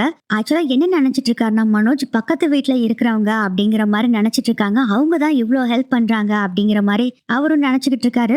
மாப்பிள்ளை மாப்பிள்ளைன்னு கூப்பிட ஆரம்பிச்சிடுறாங்க. ரோகிணியோட அம்மா ரோகிணி கிட்ட பேசிட்டு இருக்கும்போது மனோஜ் சொல்றாரு, என்ன ரோகிணி என்ன மாப்பிள்ளை மாப்பிள்ளைன்னு பக்கத்து வீட்டு ஆண்டி கூப்பிடுறாங்களே அப்படின்னு கேக்குறாரு மனோஜ். அதுக்கு ரோகிணி சொல்றாங்க, என்ன ஒரு பொண்ணு மாதிரி அவங்க நினைச்சுக்கிட்டாங்க, அதனால பொண்ணோட புருஷன் என்னன்னு சொல்லுவாங்க, மாப்பிள்ளை தானே சொல்லுவாங்க, அதுதான் உங்களை கூப்பிடுறாங்க மனோஜ் அப்படின்னு சொல்றாங்க. சரி, நமக்கு இவ்வளவு ஹெல்ப் பண்றாங்களே சந்தோஷம் அப்படின்னு சொல்றாங்க. ரோகிணி அந்த ஹோம் அப்ளையன்ஸ்ல போய் ஃபுல்லா பாத்துக்கிறாங்க. அப்பப்போ மனோஜையும் கூட்டிட்டு போய் உட்கார வச்சுக்குவாங்க. மொத்த டைம்லாம் வீட்டுல இருக்கிறப்போ மனோஜ ரோகிணியோட அம்மா தான் பாத்துக்கிறாங்க. கிருஷு ரொம்ப சந்தோஷமா அவங்க அம்மா கூடயும் வாழ்றான், அவங்க பாட்டி கூடயும் இருந்து ரொம்ப சந்தோஷமா இருக்கான். ரோகிணியும் நல்ல ஒரு லெவலுக்கு வந்துடுறாங்க. மனோஜுக்கு இன்னும் அவங்க குடும்பத்து மேல இருக்க கோவம் கொஞ்சம் கூட குறையவே இல்லை. அவ்வளவு கோவத்துல இருக்காரு மனோஜ். அதனால கொஞ்சம் கொஞ்சமா ரோகிணியும் விஜயாக்கு கால் பண்றதை குறைக்க ஆரம்பிச்சிடறாங்க. முதல்ல டெய்லியும் கால் பண்ணிட்டு இருந்தாங்க. அதுக்கப்புறம் ஒரு நாள் விட்டு ஒரு நாள் கால் பண்ண, 3 நாளைக்கு ஒரு தடவை கால் பண்ணாங்க. அப்புறம் வாரத்துக்கு ஒரு தடவை, 10 நாளைக்கு ஒரு தடவை கால் பண்ண ஆரம்பிச்சிட்டாங்க. கடைசியில கால் பண்றதவே நிறுத்திடுறாங்க ரோகிணியும் பாத்தீங்கன்னா அவங்க கடையை நிறைய டெவலப் பண்ணி பெரிய லெவலுக்கு கொண்டு வந்துடுறாங்க. ரோகிணி வித்யாவுக்கு கால் பண்றாங்க. உனக்கு எவ்வளவு ஒரு மாசம் வருமானம் வருது அப்படின்னு சொல்றாங்க. எனக்கு 1 லட்ச ரூபாய் சம்பளம் அப்படின்னு வித்யா சொல்றாங்க. அந்த 1 லட்ச ரூபாய்க்கு பதிலா உனக்கு 4 லட்ச ரூபாய் சம்பளம் தர்றேன், நீ நேரா சிங்கப்பூருக்கு வா, நம்ம கடை எல்லாத்தையும் நீ தான் பாத்துக்கணும், உன்னை ஜிஎம் ஆக்குறேன் என்னோட கடைக்கு அப்படின்னு சொல்றாங்க. இதை கேட்டோன்னே வித்யாக்கு செம்ம ஹாப்பி ஆயிருது. ஓகே வர்றேன் அப்படின்னு சொல்லிடுறாங்க. வித்யாவும் வர்றப்போ உங்க ஃபேமிலியவே கூட்டிட்டு வந்துரு, நான் எங்க இருக்கேன்னு உனக்கு யாருக்கும் தெரியக்கூடாது அப்படிங்கிற மாதிரி சொல்றாங்க. நான் அதே மாதிரி பண்ணிக்கிறேன் அப்படிங்கிற மாதிரி வித்யாவும் சொல்லிடுறாங்க. ரோகிணி விஜயாவுக்கு கால் பண்றதை கட் பண்ணிடுறாங்க. என்னடா இது, விஜயாவுக்கு பயங்கர டென்ஷன் ஆகுது. 10 நாள் ஆகுது, 15 நாள் ஆகுது, என்னடா காலே பண்ண மாட்டேங்கிறாங்க, கேட்டுட்டு வாடா அப்படின்னு ரவி கிட்ட சொல்லும் போதே முத்து வராரு. என்ன கால் பண்றது இல்லையா அப்படின்னு கேக்குறாரு. ஆமா கால் பண்றது இல்ல அப்படின்னு நேரா முத்து நான் பாத்துக்கிறேன் அப்படின்னு முத்து ரவி 2 பேரும் வித்யா வீட்டுக்கு போறாங்க. பார்த்தா அங்க வித்யாவே இல்ல. என்ன பண்றதுன்னு தெரியாம வீட்டுல வந்து அந்த விஷயத்த சொல்றாங்க. வித்யாவும் அங்க இல்ல. ரோஹிணியோட அப்பா வீட்டு அட்ரஸ் தெரியுமா, போன் நம்பர் ஏதாச்சும் இருக்கா அப்படின்னு கேக்குறாரு முத்து. இதுக்குள்ள வீட்டுல இருக்க எல்லாத்துக்குமே தெரிஞ்சு போயிருது. எல்லாருமே டென்ஷன்ல இருக்காங்க. எனக்கு அவங்களோட போன் நம்பர் அட்ரஸும் தெரியாது, ரோகிணி தான் கால் பண்ணிட்டு இருந்தா, அதுவும் ஆன்லைன் கால் தான் பண்ணுவா அப்படிங்கிற மாதிரி விஷயத்த சொல்றாங்க. என்ன ஆண்டி இது, அவங்க ஒரு தடவை பண்ணிட்டு சிம் கார்டு வாங்கிட்டு பண்றேன்னு சொன்னாங்கல்ல, என்ன ஆண்டி இன்னமும் ஆன்லைன் கால் தான் பண்ணிட்டு இருக்காங்களா ரோகிணி அப்படின்னு ஸ்ருதி சொல்றாங்க. ஆமா அப்படின்னு சொல்றாங்க. இப்ப என்ன பண்றதுன்னு அப்படின்னு எல்லாம் குழம்பி போய் இருக்காங்க. அப்பதாங்க வீட்டுக்கு அந்த வீட்டை வாங்கினார்ல ஓனரும், அவரு போலீஸோட வீட்டுக்கு வராரு. ராஜி ஏற்கனவே சொல்லியிருப்பாங்க, இந்த வீட்டை தெரியாம தான் உங்களுக்கு விக்கிறோம், நீங்க தான் 8 கோடி ரூபாய்க்கு போற வீட்டை உங்களுக்கு 5 லட்சம் ரூபாய்க்கு கொடுத்துருக்கோம் அப்படின்னு சொல்றாங்க. அவருக்கு ஏற்கனவே தெரியும் இது 8 கோடிக்கு மேல போகணும், அதனாலதான் அவரும் வாங்கிக்கிறாரு. வாங்கிட்டு என்ன சொல்லியிருப்பாருன்னா, ஒன்னும் கவலை இல்ல, அந்த வீட்டுல இருக்கவங்கள நான் துரத்து விட்டுக்கிறேன், நான் பாத்துக்கிறேன் அப்படின்னு சொல்லிட்டு இந்த வீட்டை வாங்கியிருப்பாரு. ரவுடி பசங்களை 4-5 பேர்த்த அந்த வீட்டு வாங்கினவர் கூட்டிட்டு வராரு. வீட்டுல எல்லாருமே அங்கதான் இருக்காங்க. முத்து கேக்குறாரு, யாருங்க நீங்க அப்படின்னு கேட்கும்போது, இந்த வீட்டை வாங்கிடுவேன் அப்படின்னு சொன்னோன்னு எல்லாத்துக்குமே பயங்கர ஷாக்கா இருக்கு. என்னங்க சொல்றீங்க அப்படின்னு முத்து கேக்குறாரு.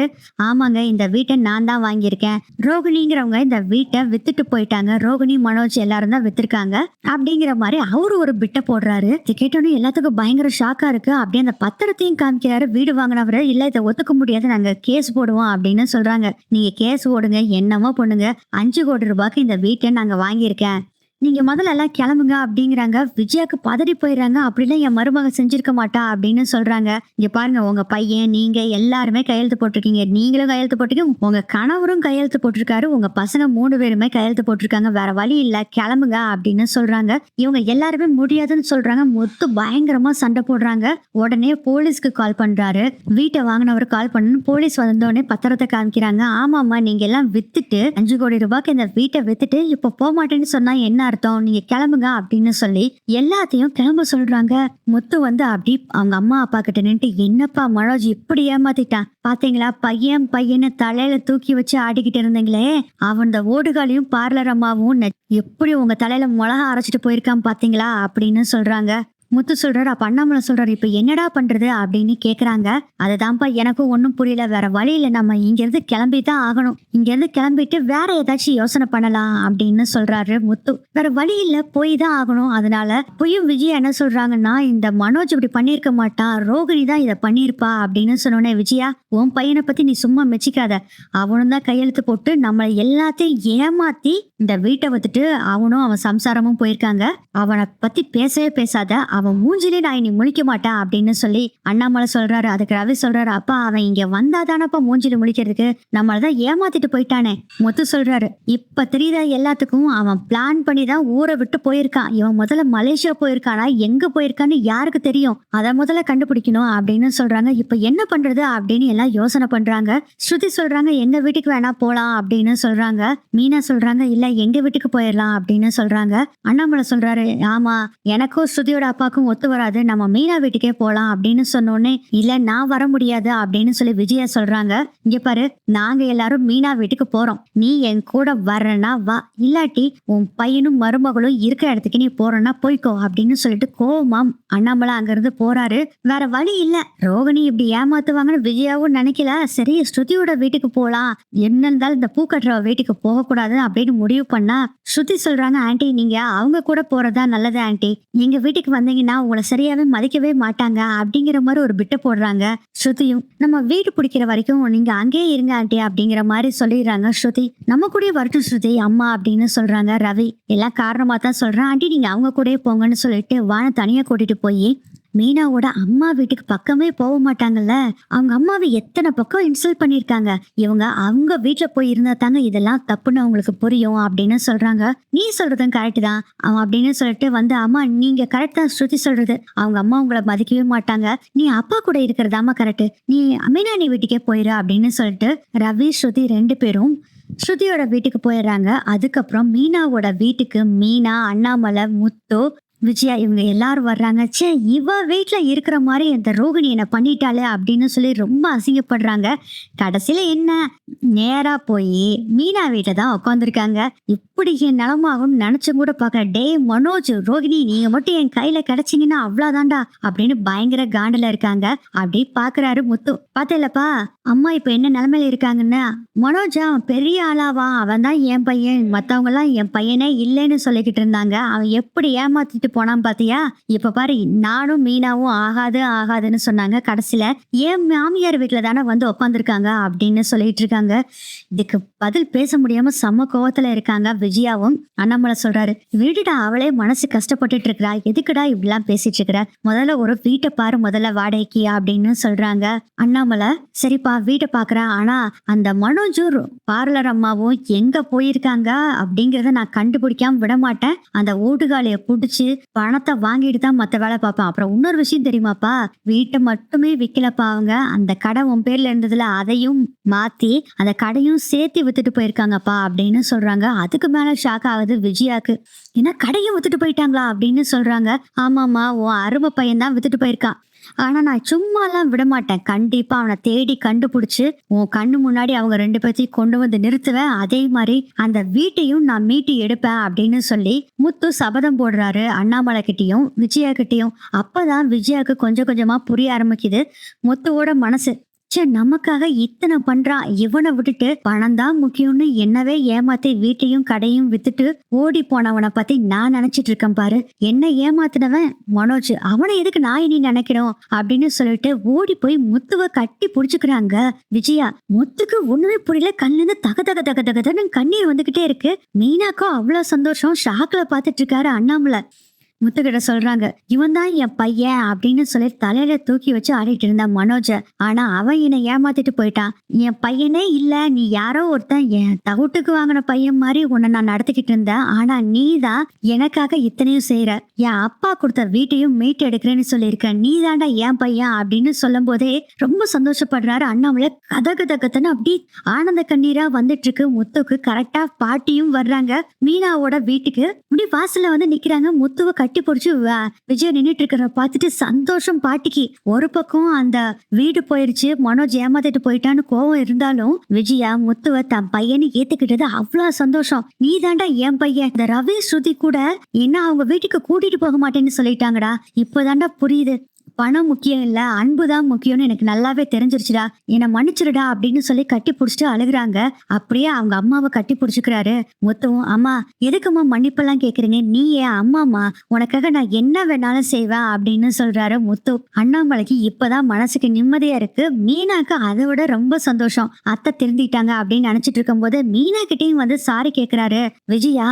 அத்தை என்னத்த இல்ல மீனா, உன்னை என்னென்னமோ பேசியிருக்கேன், ஆனா இப்பதான் எனக்கு தெரியுது பணம் முக்கியம் இல்ல, மனிதர்கள் தான் முக்கியம்னு நல்லாவே புரிஞ்சுக்கிட்டேன் மீனா, என்ன மன்னிச்சிரு, மனிதர்களும் அவங்களோட அன்பு தான் முக்கியம், நான் மன்னிச்சிரு மீனா அப்படின்னு சொல்றாங்க. ஐயோ என்கிட்ட எதுக்கு அத்தை சாரி எல்லாம் கேக்குறீங்க, வேண்டாம் அத்தை அப்படின்னு சொல்லும் போதே இப்பதான் இவதான் என் மருமக அப்படின்னு சொல்றாங்க பாட்டி. அப்படியே திரும்பி பாக்குறாங்க, பாட்டி அங்க நின்றுட்டு இருக்கிறத பாக்குறாங்க.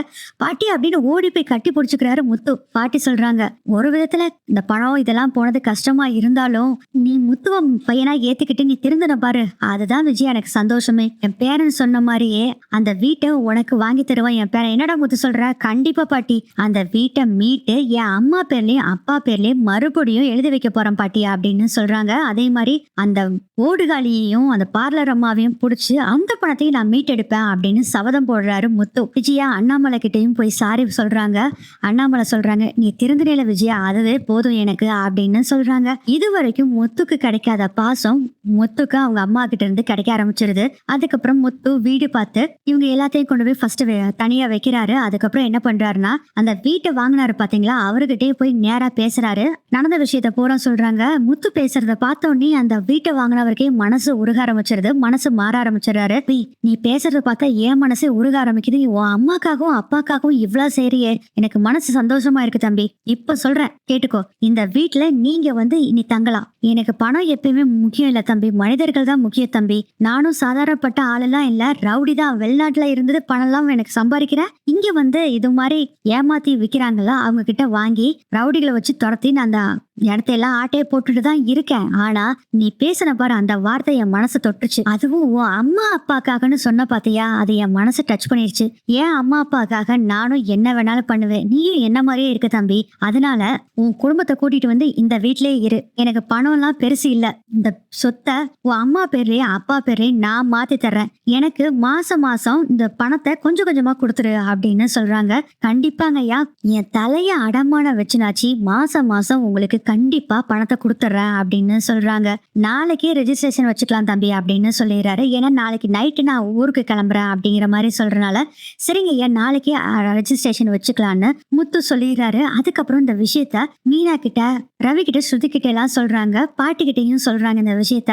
இவங்க 4 பேரும் அதை கேட்டுட்டு சரிடா நம்ம முடிஞ்ச அளவுக்கு பணத்தை மாசம் மாசம் கொடுத்துடலாம், நானும் தரேன் அப்படின்னு சொல்றாங்க. ஸ்ருதி, ரவியும் சொல்றாரு, நானும் ஒரு தொகை தர்றேன், நீயும் தான் அண்ணியும் தான், 4 பேரும் போட்டு பணத்தை மாசம் மாசம் கொஞ்சம் கொஞ்சமா அவருக்கு கடனை அடைச்சிடலாம் அப்படின்னு சொல்றாங்க. பாட்டி சொல்றாங்க, நம்ம ஊர்ல இருக்க இடத்த வேணா வித்துடலாம்டா, அதுல ஒரு காசு வரும்ல, அந்த காசையும் கொடுத்துடலாம் அப்படின்னு சொல்றாங்க.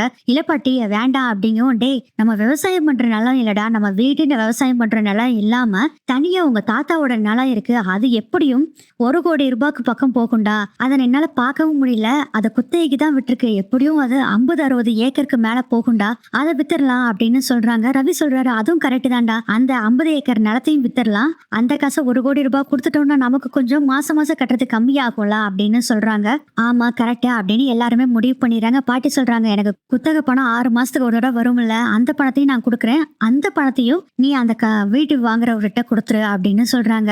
இருக்கட்டும் பாட்டி அப்படிங்கன்னு முத்து சொல்றாரு. இல்லடா கொடுத்துரு, நம்ம முதல்ல இந்த வீட்டை மீட்டு எடுக்கணும் அப்படின்னு சொல்லி பாட்டியும் சொல்றாங்க. முத்து சொல்றாரு, இந்த வீட்டை எழுதி வாங்குறது அம்மாவுக்கும் அப்பாவுக்கும் சர்ப்ரைஸா இருக்கணும், நம்ம ரெஜிஸ்டர் ஆபீஸ்க்கு அம்மா அப்பாவை கூட்டிட்டு போற வரைக்கும் சொல்லக்கூடாதுன்னு சொல்லிடுறாங்க. அதுக்கப்புறம் அடுத்த நாள் 2 பேர்த்தையும் ரெடியாக சொல்றாங்க. அண்ணாமலையும் விஜயும் கேக்குறாங்க, எங்கடா முத்து நம்ம போறோம் அப்படிங்கிறாங்க. அம்மா சர்ப்ரைஸ் வாங்க அப்படின்னு சொல்லும் போதே அங்க ரவி பாட்டி ஸ்ருதி எல்லாம் வர்றாங்க. என்ன இவங்களும் எல்லாம் வந்திருக்காங்க, என்ன விஷயம் அப்படின்னு கேக்குறாங்க விஜயா. என்னாச்சு அத்தா அப்படின்னு விஜயா கேக்குறாங்க. கோயிலுக்கு போறோம் விஜயா வா அப்படின்னு சொல்றாங்க. அதுக்கப்புறம் நேரா வீட்டுல இருக்க எல்லாருமே விஜயாவையும் அண்ணாமலையும் கூட்டிட்டு போறாங்க. ரெஜிஸ்டர் ஆபீஸ்க்கு வந்தோடனே என்னத்த ரெஜிஸ்டர் ஆபீஸ்க்கு வந்திருக்கோம் அப்படின்னு விஜயா கேக்குறாங்க. அது உன் பையன் முத்துக்கிட்டே கேளு அப்படின்னு சொல்றாங்க. என்னடா முத்து அப்படின்னு விஜயா கேக்குறாங்க. மா நீங்க முதல்ல வாங்க அப்படிங்கிறாங்க. ரவி என்னடா முத்து சொல்லிக்கிட்டு இருக்கான் அப்படின்னு அண்ணாமலை கேக்குறாரு. அப்பா வாங்கப்பா அப்படின்னு உள்ள கூட்டிட்டு போறாங்க. இந்த வீட்டு வாங்கினவர் இருக்காரு. அம்மா என்ன மன்னிச்சிருங்கம்மா, ஐயா என்ன மன்னிச்சிருங்க அப்படின்னு சொல்லிட்டு நடந்த விஷயத்தெல்லாம் சொல்றாங்க. முத்து வந்து பேசினது, அவங்க அம்மா அப்பா முக்கியம்னு சொன்னதெல்லாம் கேட்டுட்டு என் மனசு இறங்கி போச்சு. ஏன்னா யாரும் அம்மா அப்பாவுக்கு தான் முக்கியத்துவம் கொடுப்பேன். அதனால நான் இந்த வீட்டை உங்க பேர்ல எழுதி கொடுக்க போறேன். உங்க 2 பையனும் சேர்ந்து இந்த பணத்தை என்கிட்ட அடைச்சிடுறேன்னு சொல்லியிருக்காங்க. இன்னொரு விஷயம் தெரியுங்களா, ஏற்கனவே எனக்கு 1 கோடி ரூபாய் கொடுத்துட்டாங்க அப்படிங்கிற விஷயத்த சொல்றாங்க. 1 கோடி ரூபாவை எப்படிடா கொடுத்தா அப்படிங்கிற மாதிரி அண்ணாமலைப்பா கேக்குறாரு. அப்பா நான்லாம் கொடுக்கலப்பா, அவங்க பாட்டியோட 50 ஏக்கர் கரிசல் காட்டை வித்துட்டு தான் 1 கோடி ரூபாய் இதை கொடுத்துருக்கோம் அப்படிங்கிற மாதிரி சொல்றாங்க. அப்படி விஜயா பார்த்து கண் கலங்குறாங்க. அத்தை ரொம்ப நன்றி அத்தை அப்படின்னு சொல்லி, நான் உங்களை எப்படி தப்பா இத்தனை நாள் நினைச்சிட்டேனே, மன்னிச்சிருங்க அத்தை அப்படிங்கிறாங்க. விஜயா அது நம்ம வீடு விஜயா, நமக்கு வேணும், அது யாரோ அதை எடுத்துட்டு போக கூடாது, அதுக்காக தான் இதை செஞ்சேன் அப்படின்னு சொல்றாங்க. அப்ப முத்து சொல்றாரு, அது மட்டும் இல்லப்பா, மாசம் மாசம் நாங்க 4 பேரும் பணம் போட்டு அவருக்கு கடனை அடைக்க போறோம், அது கூட பாட்டியும் தான் குத்தகை பணத்தை கொடுக்குறேன்னு சொல்லியிருக்காங்க அப்படின்னு சொன்னோடனே அப்படியே விஜயா சரண்டர் ஆயிடுறாங்க. பாட்டி காலில் விழுந்துடுறாங்க. அத்தை என்ன மன்னிச்சிருங்க அத்தை அப்படின்னு சொல்றாங்க. விஜயா மன்னிப்பெல்லாம் எதுக்கு, நீ முதல்ல போய் கையெழுத்து போடுங்க அப்படின்னு சொல்றாங்க. அதுக்கப்புறம் பாத்தீங்கன்னா மறுபடியும் அண்ணாமலை பேர்லயும் விஜயா பேர்லயும் இந்த வீட்டை மாத்தி கொடுத்துட்றாங்க. விஜயா முத்துவையும் ரவியையும் அப்படி கட்டி புடிச்சிட்டு அழுதுட்டு இருக்காங்க. அண்ணாமலை சொல்றாரு அவங்க அம்மா கிட்ட, அம்மா விஜயாக்கு மனோஜ் தான் ரொம்ப முக்கியம் இருந்தது, அவன் ஏமாத்திட்டு போன பின்னாடிதான் ரவியும் முத்துவும் கண்ணுக்கு தெரியுறாங்கம்மா அப்படின்னு சொல்லும் போது, ஏ விடுடா அவ திருந்திட்டாடா, இனி எல்லாமே நல்லதா தான் நடக்கும் அப்படின்னு சொல்லிட்டு, இன்னும் எல்லாரும் நின்றுட்டு இருக்கீங்க, வாங்க நம்ம எல்லாம் வீட்டுக்கு போலாம், இன்னைக்கு நல்ல நாள் போய் பாலை காய்ச்சிடலாம் அப்படின்னு சொல்றாங்க.